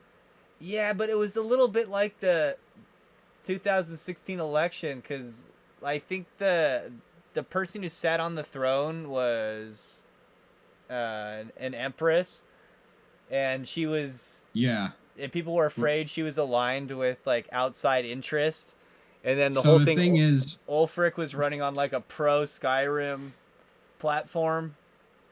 So the thing is that the Empire had lost. I can't believe I remember this much about Skyrim. My God, the Empire had lost a war against the elves, and they had to sign the White and Gold Treaty, which prevented the natives of Skyrim from worshiping Talos, because Talos was a man who became a god, and a man can't possibly become a god, according to the High Elves. So the Empire had to bend the knee. Now, the Empress was de facto aligned with that particular outside interest because she was an extension of the Empire. Okay. Ulfric Stormcloak was campaigning for Skyrim's rights, for Skyrim's ability to worship Talos again. So, look, in my headcanon, it's going to be way more difficult to defeat the elves as a little fucking nation state and the rest of the Empire, and your problems are gonna get worse. That's what I think. You'll worship Talos for 2 months, and then a green-skinned, tall gentleman will come and split you from crotch to fucking jaw with a dagger, shoot some fire in it, and then, what does he do next? Come. He'll come. You know, I thought Trump looked a little bit like an elf. He looked a little bit like a high elf, I thought. He looks like a fucking, like, Snow White dwarf. He has a bean-shaped back. Have you noticed that, like, when he was president, they always caught him from the front, but as soon, on the rare occasion a camera catches him on the side, you see that his back goes inward. In. There's a shelf where his ass is. He waddles.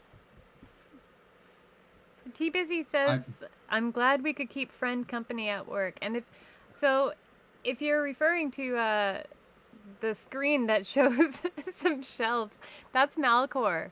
Yeah, Malcor. He's currently at work, but he's still, you know, I'm pretty sure he's still listening and piping in once in a while. Yeah, all we do is work. Yeah. We're in like a leather factory right now. Yeah, this is my studio.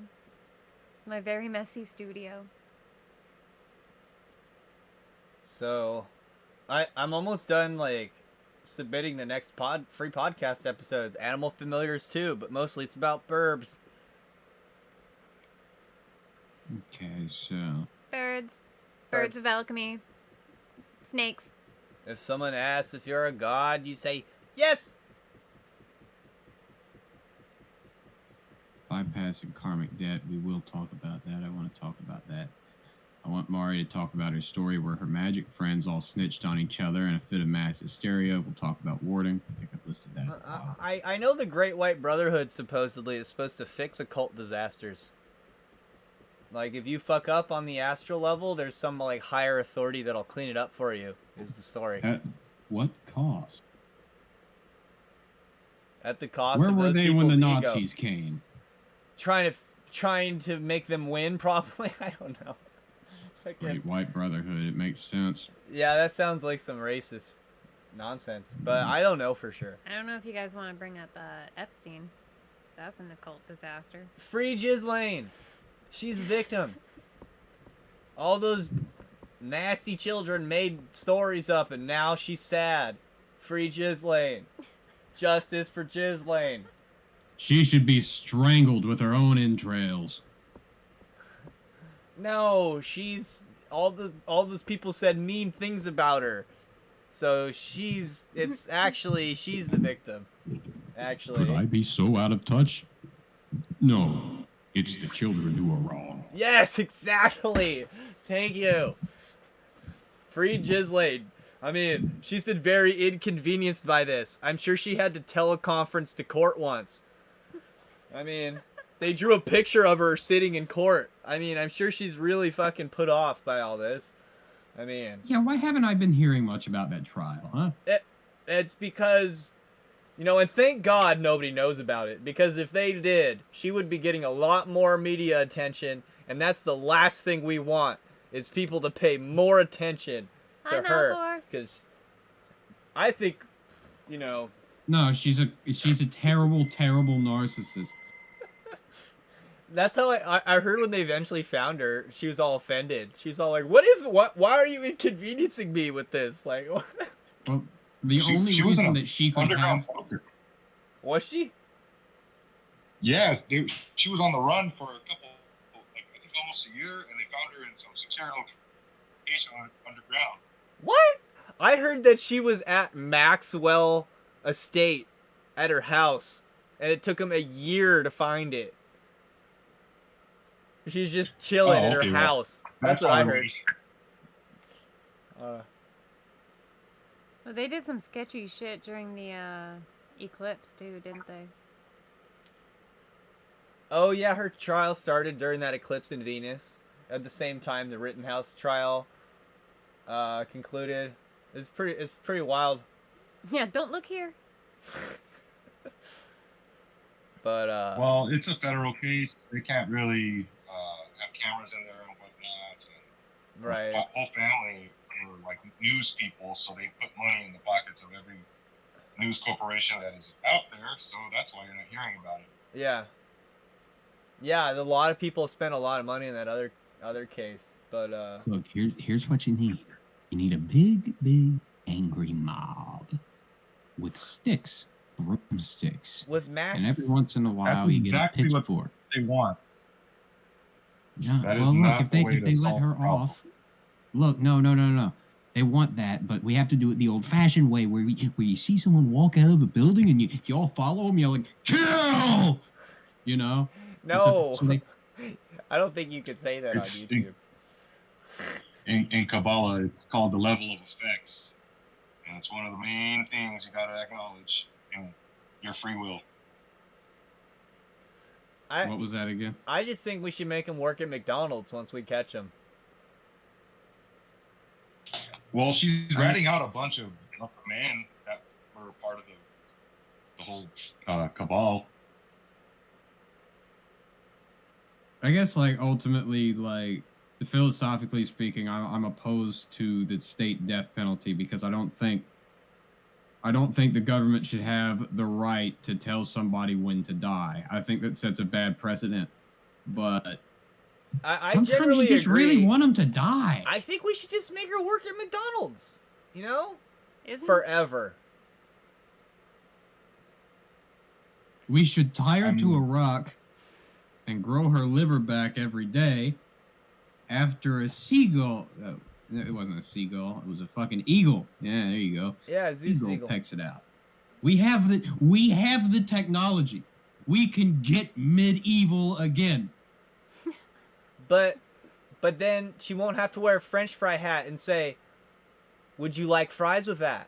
She'll just get to be like, "Oh, my liver. I'm Prometheus. I brought fire." Fuck that. I want my fucking mixed sauce, Bitch! Look, she'll Hurry only up! have 23 hours a day to think that.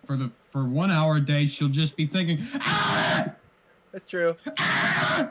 I think that's what you feel at McDonald's working the whole time you're there, though. That's just on the inside, but it doesn't mean shit until it's on the outside. Fair. I mean, I'll give you that, you know. But, like, I think, like, a rock in a high place, I think she could get used to it. I just want her hands to smell like McNuggets forever. Like, She she just has can't... to clean endless grease Do you traps. think if she like? You think if she ratted out every single one of them and spilled all the beans, that they should let her free? Somebody Maybe that's would a pay question for her the death. viewers. I don't have those dark side powers. I imagine that if she's being allowed to squawk, it's for some reason, and the people she's allowed to throw under the bus are thrown under the bus for some reason. Kind of like I think your average person knows that. What's his name? That comedian who shot somebody on set now? Oh. Alec Baldwin. I'm pretty sure most people know that Alec Baldwin. even if Alec Yeah. Baldwin got set up, nobody wants to hear his jokes anymore. He's done. I you don't know? even think of him as a comedian. That's why I was so lost when you said that. Yeah, I guess he's... I'm like, he's not funny. Wait, Apparently- what? Apparently, he's just been claiming that the gun just went off, and I'm of the opinion that he honestly did not know that that was going to kill them. Well, But he- it also- yeah. No, of course Look, not. So It also shows that he's extremely ignorant on the topic because he's ignorant enough that he wouldn't fucking check. He's ignorant enough that he would point a gun and click it at somebody with or without ammo in there, just thinking it's blanks, because he seems to believe that the hammer on an old school single action revolver can just come back from half cock and fire the bullet, which is either extremely unlikely, and if it wasn't at half cock, it's fucking impossible. I mean, the thing is, it should have Me? been empty. I Yeah. even like, I recently talked to my old boss from when I was doing a lot of props.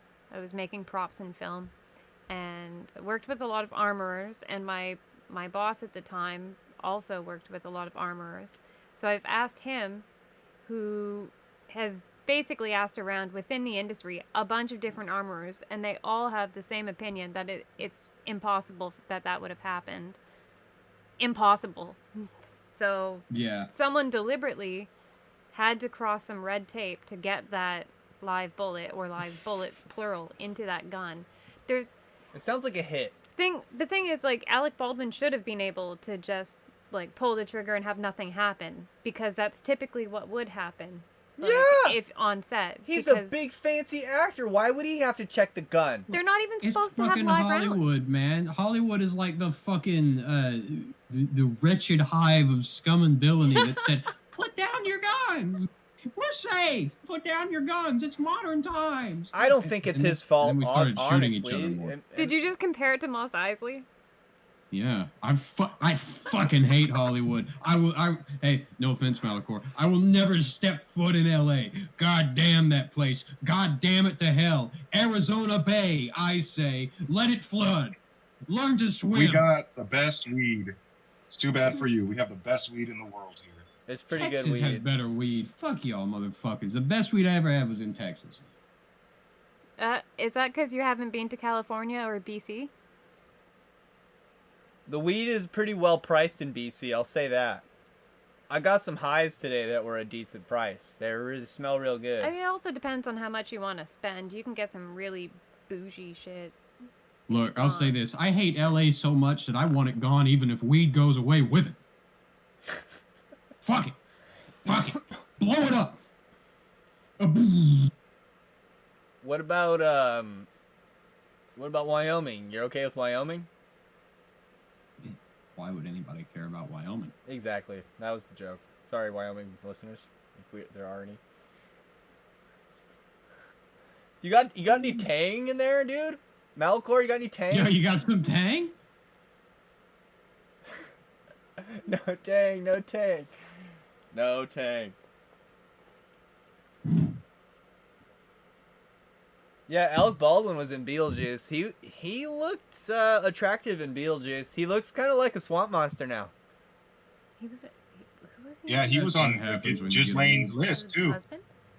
Who was? There are lots of people on Ghislaine's list. Anybody who's paying it, No, her name is Ghislaine. Okay. what the fuck ever. I personally just don't want Ghislaine to cross my lips. It's a stupid sound. But fucking yeah, like the Clintons and Donald Trump are immediately implicated. Yeah, And- they're and like then high once- fiving each other over. You know what I mean? It's like, yeah, for sure. Now, what's funny is I haven't heard a lot of people attempt to defend Clinton because for as much as the right wants to label the left as the party of Clinton, nobody likes Clinton. Yeah, not really. It's a tarnished name. It's done for. Fucking nobody liked Clinton in 2016. The only reason people wanted her at all was because they didn't want Trump, you know? But it's more like I find way more people on the right attempting to obscure the fact that his name was in the black book than people on the left. Yeah, but sometimes that works. Strategic voting. Like, she could have ended up president. That's how Trudeau ended up as prime minister in But Canada. I think the Democrats knew that, like, they had polls and they're like, who is the least electable person in the party? Oh, Hillary Clinton. Like, they knew she wasn't gonna, like, Well, nobody liked so her. essentially, all right. So me being a leftist, I'm of the opinion that there are two right-wing parties in this country. It's not an unpopular opinion. We have center-right, and then we have right-right. You know, fucking both of these parties are interested in continuing our American Thatcherism. I makes the agree rich- with the overall sentiment of what you're saying. So when people say we have two parties that are the same party, they're pretty much correct, and their game has just been that we leverage our rights against each other. All right, guns or abortion, what's it gonna be? You Yeah. know? Luckily, gun control is at an all-time low as far as policy popularity is concerned. Not all-time, but as low as it's been in recent years, in the Why? past 20 or 30. I wonder why. Is it because of the uncertainty, or the people are living in their houses all day long, or Well, they're afraid they don't first think the off- police are worth a shit, or I think it really. All right, so it's been a long downward trend since like the early 2000s, but people who pick up a gun and start shooting tend not to stop because it is enriching to shoot a gun. It's fun to shoot. It gives you a sense of power and control, which is an important thing to have. You want to feel like you can defend yourself, you know, in your own home. It allows you to feel like should things go to shit, I could provide for myself for food and protection using this device that I've learned to use. I have made myself more formidable for having spent time using it, and it's fun to shoot. It's really fun to shoot a gun. It's just good old-fashioned fun. There are like cultures that have developed around firearms. Switzerland is one of them. Fucking our American culture has so much to do with our possession of firearms. We would lose part of our national identity if we got rid of them. But You'd also lose a lot of rights. yeah. You would. I agree. I'm hesitant to talk about it because I agree with you. Like, Well, look, man, there are guns outnumbered people in this country 3-1. Even if you wanted to get rid of them, you couldn't. You couldn't. It's impossible. It's just a policy that's been ping-ponged around to scare us into voting for the most center-right Democratic candidate we can. Obama and Donald Trump's policies were really not that different. Donald Trump's game was to do things that had popular support at the time because it would ensure that he would get voted in again. The playbook has been written for many years. yeah, I can't disagree with you, really. I mean, Look, yeah. even Biden's, I'll be done in like 2 seconds, but even Biden's border policy is not all that different. Deportations are still on the upswing, and he's signed more permits for fucking on-land oil drilling than Trump has by this point in his presidency. 300 and something by now, since like January of 2020. Gotta get those Or jobs it's 300 back. a month. That's I don't fucking remember the figure, but yeah, them's the facts. Hegelian dialectic, like, yeah, I agree so much I'm inclined to not even see you type that. Yeah, yeah, you know, it's a yes or yes answer always to like push us. I feel like the man or the powers that be usually find some change that we want to champion, and then they just find a way to bend it towards what they were going to do anyway. Like, And if anybody new is in the chat, please like the video, make us popular. I don't want a real job. yeah, None of you do either. Please sympathize. Sympathize with me. dude, we'll go on. We got to get the thing going so we can go on these gnarly ghost hunts. Chancellor Biden. Oh, I think I have a similar birth astrology to Joe Biden's wife, so. Oh, that counts for something. Primal I have. astrology. Primal I have astrology. this- She's a toucan, just like me. Yeah. I have the Sun and Saturn right on top of each other within less than a degree in the 10th house of Taurus, which makes me, and it's in opposition to Mars in Scorpio, which is also in Scorpio, which makes me Tiny Galactus. Tiny that sounds more dangerous, frankly. Black holes start off very small. I want to do a UFO episode. I just don't know where to start. It's like this weird topic that like the people who are into UFOs it's such a like a weird gossipy dramatic world. And then like there's a weird disconnect between that world and like what normal people care about.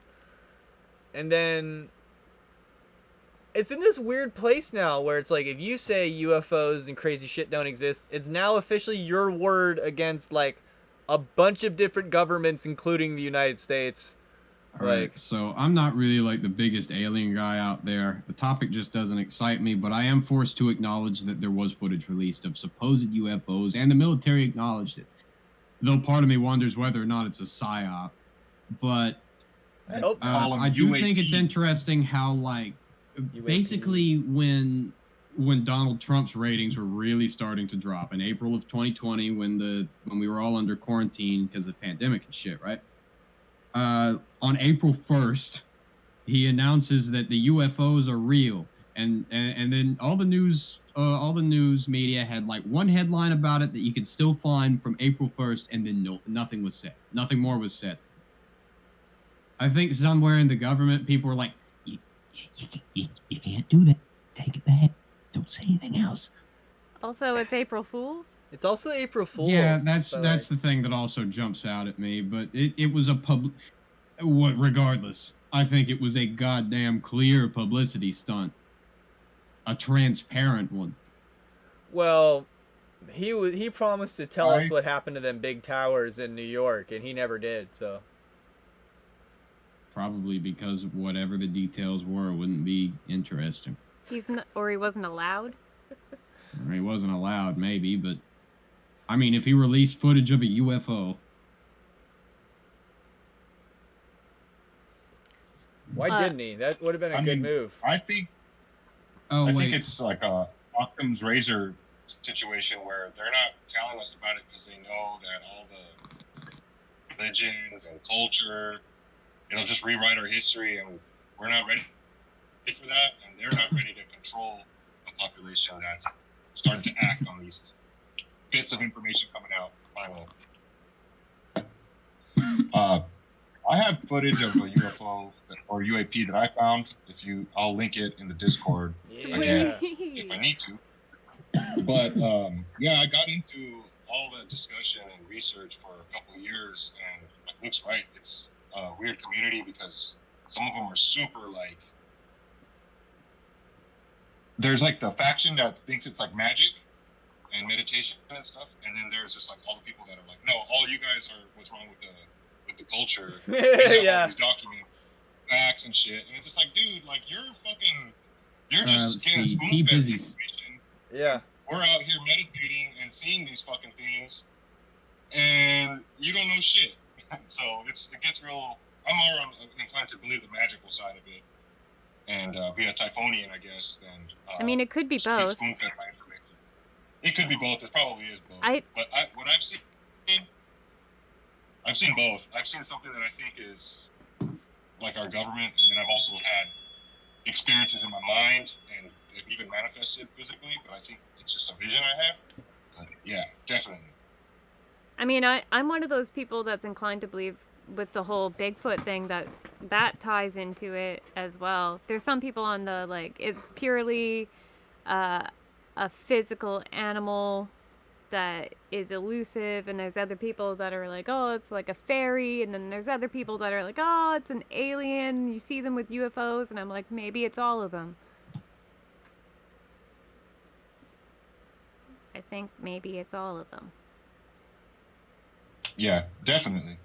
I think the government knows a lot more than they've told us so far, and the technology that comes along with it will change our world, and they don't want that yet. But hey, at least they won't label you as insane if you're in the military and you come out with some of this stuff.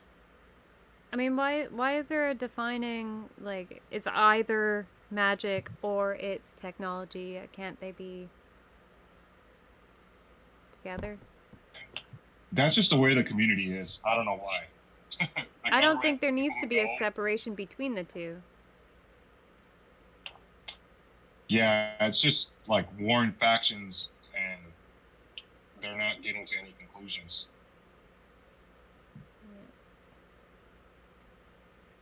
But I think that there's a lot of different types of things out there that aren't from our dimension or planet. And that just splinters into, that creates more communities of people. We're like, oh, I've seen Palladians, I've seen Arcturians. And it's just like, dude, like, I thought you were like a magic guy, you know? Like, I thought you weren't going to go there, start classifying all these things and labeling it. So it gets real wishy-washy real fast. But I would love to do an episode on UFOs. Yes. I would follow along with your train of thought for an episode on UFOs. Honestly, the topic makes me slightly uncomfortable. I guess because it's just not my aesthetic. I just want there to be demons and shit. I don't need aliens too. God damn it. I used to feel similarly, probably in the opposite direction, right? Like, but I think there's probably some overlap. I think it's safe to assume some of those things probably existed in what we would consider the dream world or the astral world.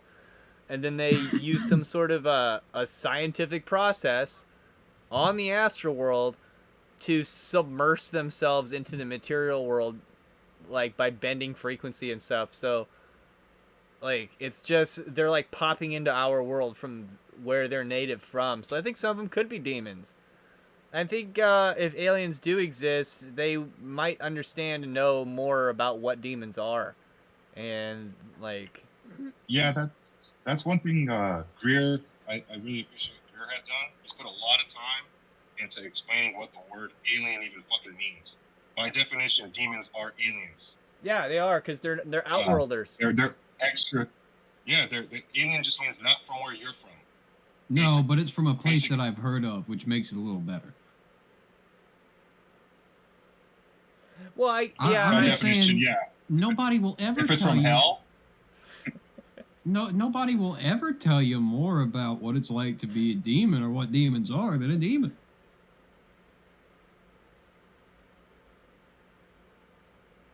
I guess you could say an angel would tell you a little bit, but no, I don't know.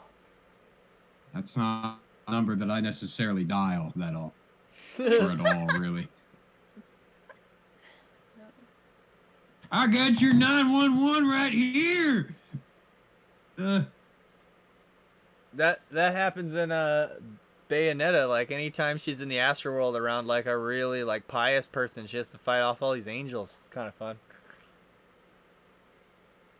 Okay, so let's I guess if y'all want to play a game and we can write in a few minutes, we've got the headlines for the free episode. We can do an extended with just a few topics if we go into great detail about practical application. Good night, Kal-El. Good night. What's that? Huh? Oh, somebody's leaving? Asleep. Yeah. Okay, bye. Kal-El.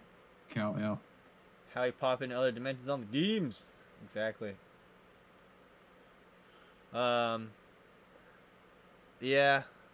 I'd have to like sit at the notes and kind of like plunk at them to get the parts I wrote down, and then just kind of see what you have wrote down, and then just kind of gel them together.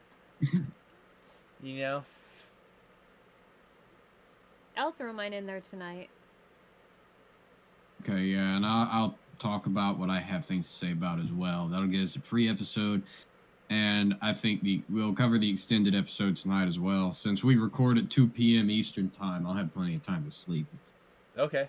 I mean, if you Yeah, I haven't added anything either. Well, if you find the time, feel free. I was assuming that you wouldn't. What time are you good to record tomorrow? 11 a.m. It's good. Me? Yeah. Yeah, I can record earlier than that if possible for everybody. But yeah, 11 is kind of good. I wake up at the crack of dawn for Richmond. I wake up or like for Richmond. I wake up like as we start recording. I'm like so out of it until about part ways through because That makes so much sense. I'm a night owl. I like wake up at like 1 in the afternoon. So like recording at 11, I'm like, okay, I'm the odd one out that's a weird night owl. So I will just drink a fuck ton of coffee. So we gotta wake up like earlier than that to get awake and like ready, and like it's just like walk the dog and stuff. So. Walk the dog. Put on your damn face. Yeah. So I'm like, sometimes I think about those sayings that I've only ever heard old people use that are just going to be gone in 20 years. We all know a few of them. Being from the South, I know a bunch of old people that used plum. I don't know exactly how to describe it, but you would use it in a context such as use a plum drunk. Oh wow, okay. Boy, you plum retarded. I like that. Like I don't know if pennies are obsolete in the States, but We still use them, but they're rapidly. Yeah, we don't use Fine. pennies anymore in Canada, and we haven't for a few years now. And so all of the sayings that include pennies in them are totally gonna die out. Like save your pennies, penny for your thoughts. Like Penniless. yeah, penniless. They're all just gonna. Penniless will stay around. That has more application. Yeah, People will like- still know what that means. Yeah, I think it's funny that people say roll your window down when all our windows in our cars are electronic now. Yeah. Yeah. Well, I guess people, I don't know. I always assume. What are you going to say? Drag your windows down? Withdraw your windows? Retract your windows? Lower your windows. Lower your. Oh, shut the fuck up. Close the Stop blast being- doors. God damn it. Okay, that's pretty good. Open the one. I would blast say doors. that. Stop being fucking reasonable. Open your windows. It's plum crazy. Yeah, you know what I'm talking Yeah. about. I forgot where I was going with that. There's probably a bunch of words I use. I gotta think of some. Shit that your grandparents would say.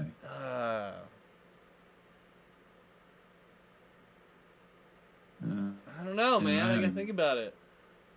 I don't know. Most of what my I Oma was said going was somewhere in good Dutch. with that. We should probably just play a game for a few minutes if we have one to stream. Okay, Two of us. I'm down. I have Halo. I know we have that game.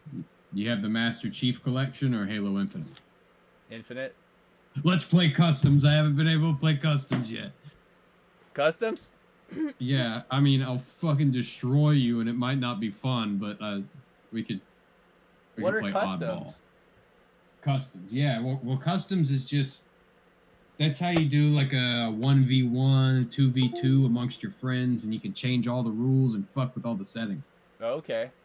Yeah, you're gonna have to. I'll do Stream it. that. I don't know if I have you on. If I have you on Steam. I can't even see my mouse. For At some point in time, you guys have to pick something that's not a first-person shooter so I can play with you. Yeah. Well, what kind of games do you really like to play? Well, I mean, I will play a first-person shooter if you guys want to laugh at me twirling in circles. Being like, I can't see what's behind me. No, you know what? It's all right, Hecka. I don't want to do that. I would love to play Bloodborne. I would like to see y'all play Bloodborne, but somebody who can stream it at above 10 frames per second has to stream it. No Well, offense. See, the Now I think I figured out my problem. Well, so I can't stream off of my PS4, I think but he I think can. Malcor can do it. So yeah. we could co-op. I've decided recently that I'm gonna invest in a capture card. So if we ever needed to, I could do console capture. Oh, that'd be cool. So I lost all of my Bloodborne characters, but I still have the trophies that I had. But because my old PS4 died, the only thing that carried over was the trophies, and all the characters were saved on the console. So I'm pretty much starting from scratch, and I'm a completionist, so I want to get 100%, and I'm missing a few trophies. So Hecka, could I ever persuade you to play a Metroid game? I love Metroid. Okay. Well, that's good to hear. If it's first person, I just suck at it. I used to really love the first Metroid for NES. I still have it, and I still have my NES. But I think, okay, well, what if I could somehow arrange for you to? That would be a bit of a stretch, but I don't know. More people should play a new 2D one just released. If Luke has his Switch, it's apparently one of the best games in the entire series. I was gonna buy it, but I lost my job. I'm pretty sure Prime made my brain explode. Oh, Prime is one of the best games ever fucking made. It's really good, but I had a really hard time with it. So. I think if you played it on the Wii, it would be a lot easier. I really think it's fucked up that we. What's up? I think I played it on GameCube.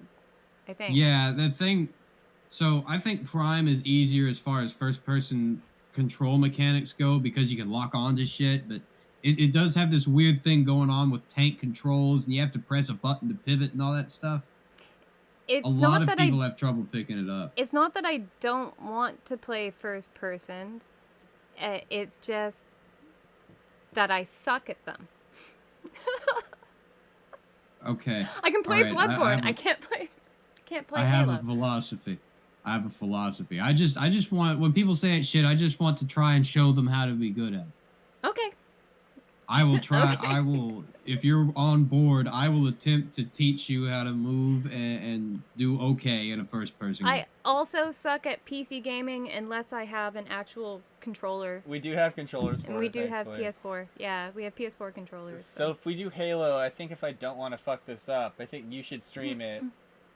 Yeah, we'll see if I have the horsepower for it. Let me go ahead and turn all the settings on low. I just ran out of coffee. Oh no. What time is it? I'm just gonna start drinking your chai. Oh yeah, turn that FOV. I think I'm out. Oh no! All right. Yeah, we should do this for like 15 minutes and we should wrap it up because I gotta work on the notes and. Okay. Do you have to sew? No, I don't have to sew today. Okay. Low. Is there very low? There's not. The computer has power. I don't know if it's got that kind of power. Off. Let's see. Blur, screen shade, exposure. Yeah, my computer's kind of hot as I've been streaming. It's like, ugh. Streaming is taxing. That's why I mostly play old games on here. I can see why.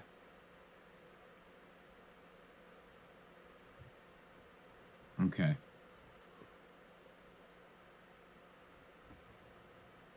All right, let me go ahead and add you on Steam. All right. And then I'll be able to jump in the game, but they'll be able to see your stream, I think. Okay. There's a friend call. You guys are playing Halo Infinite? I think so. Yeah, just set up. Let me start streaming so you can set up to capture. And somebody will have to see if it maintains a smooth frame rate, of course. Power options. I'm on balanced. I need... You're on balance? Put it up to like high performance. Yeah, I need it on performance. Do you have ultra performance unlocked? I don't know. This computer's fucking weird, and certain settings are hidden behind the proprietary software to control the components of the computer. Which Windows do you have? I have Windows 10. I know I'm on power options on the control panel. I gotcha.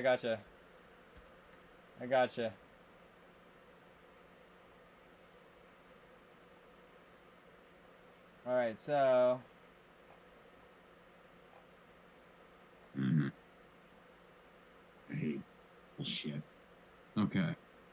All right, so you type this in your command console as an admin, and it'll enable it for you.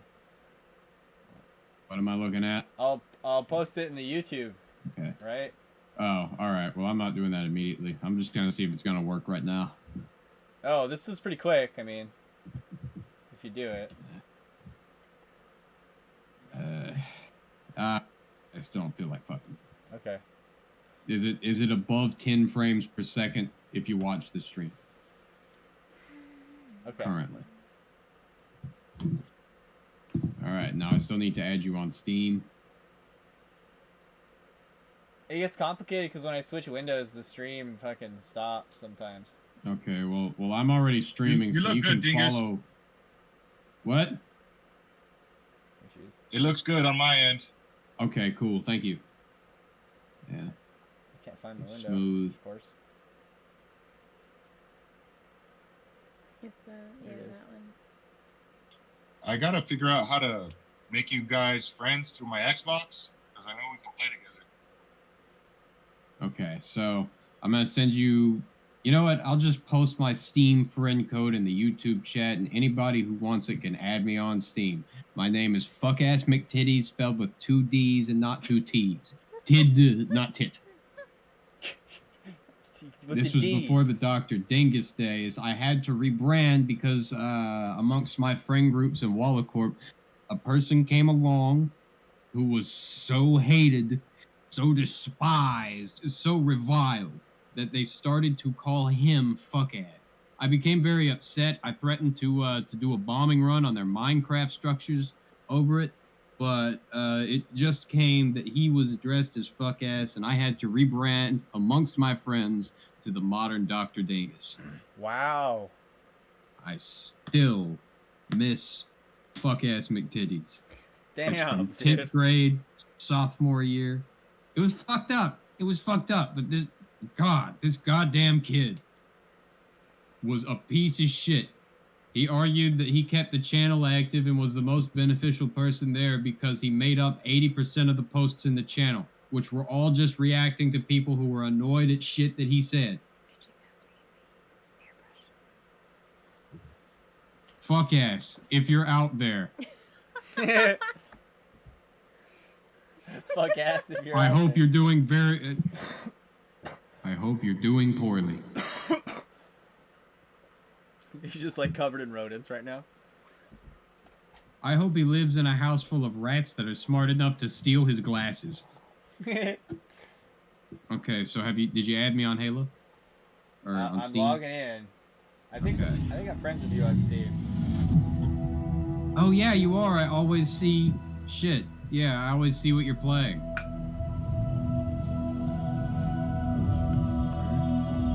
I'm trying to join your game right now, it says. Let's see.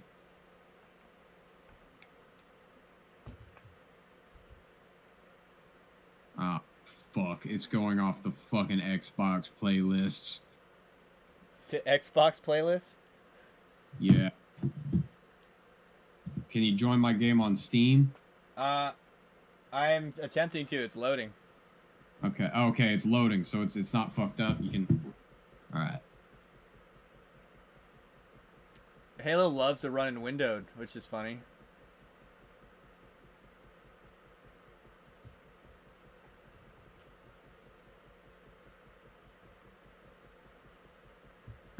Let's see.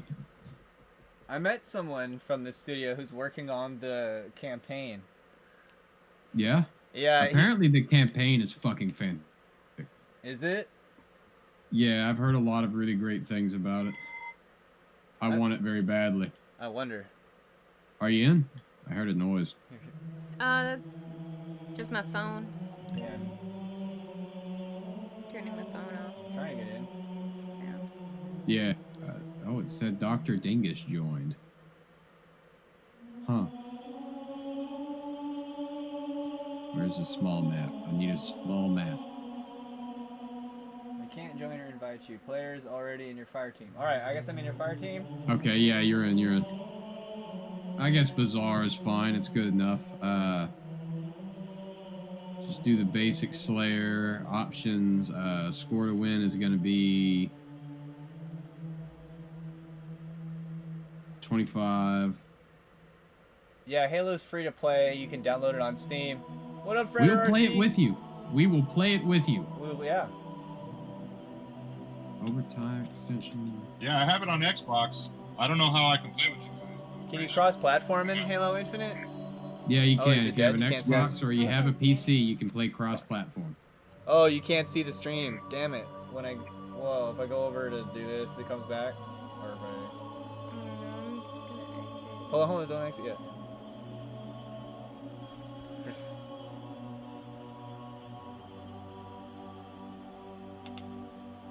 But yeah, I bought my capture card for Elden Ring. Also intending on streaming that when it came out.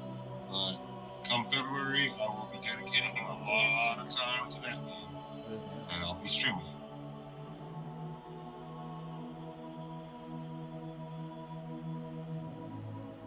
I think it is. Yeah, give me a minute. No. Yeah, Dingus, if I change over to play the game, it like stops streaming. What the fuck? Yeah, it stops streaming your side. I don't know how to fix that. No, we've only ever streamed us doing single player shit through. Yeah, I just watched your stream. Well, okay. I might have to just get more experience with OBS to figure that out. So I don't know. We should probably call it a night, and Yeah. we're gonna record tomorrow. In OBS, you can set it up to capture a specific screen. I do that. It's just if the screen is minimized or something like that, it tends to behave strangely. Okay.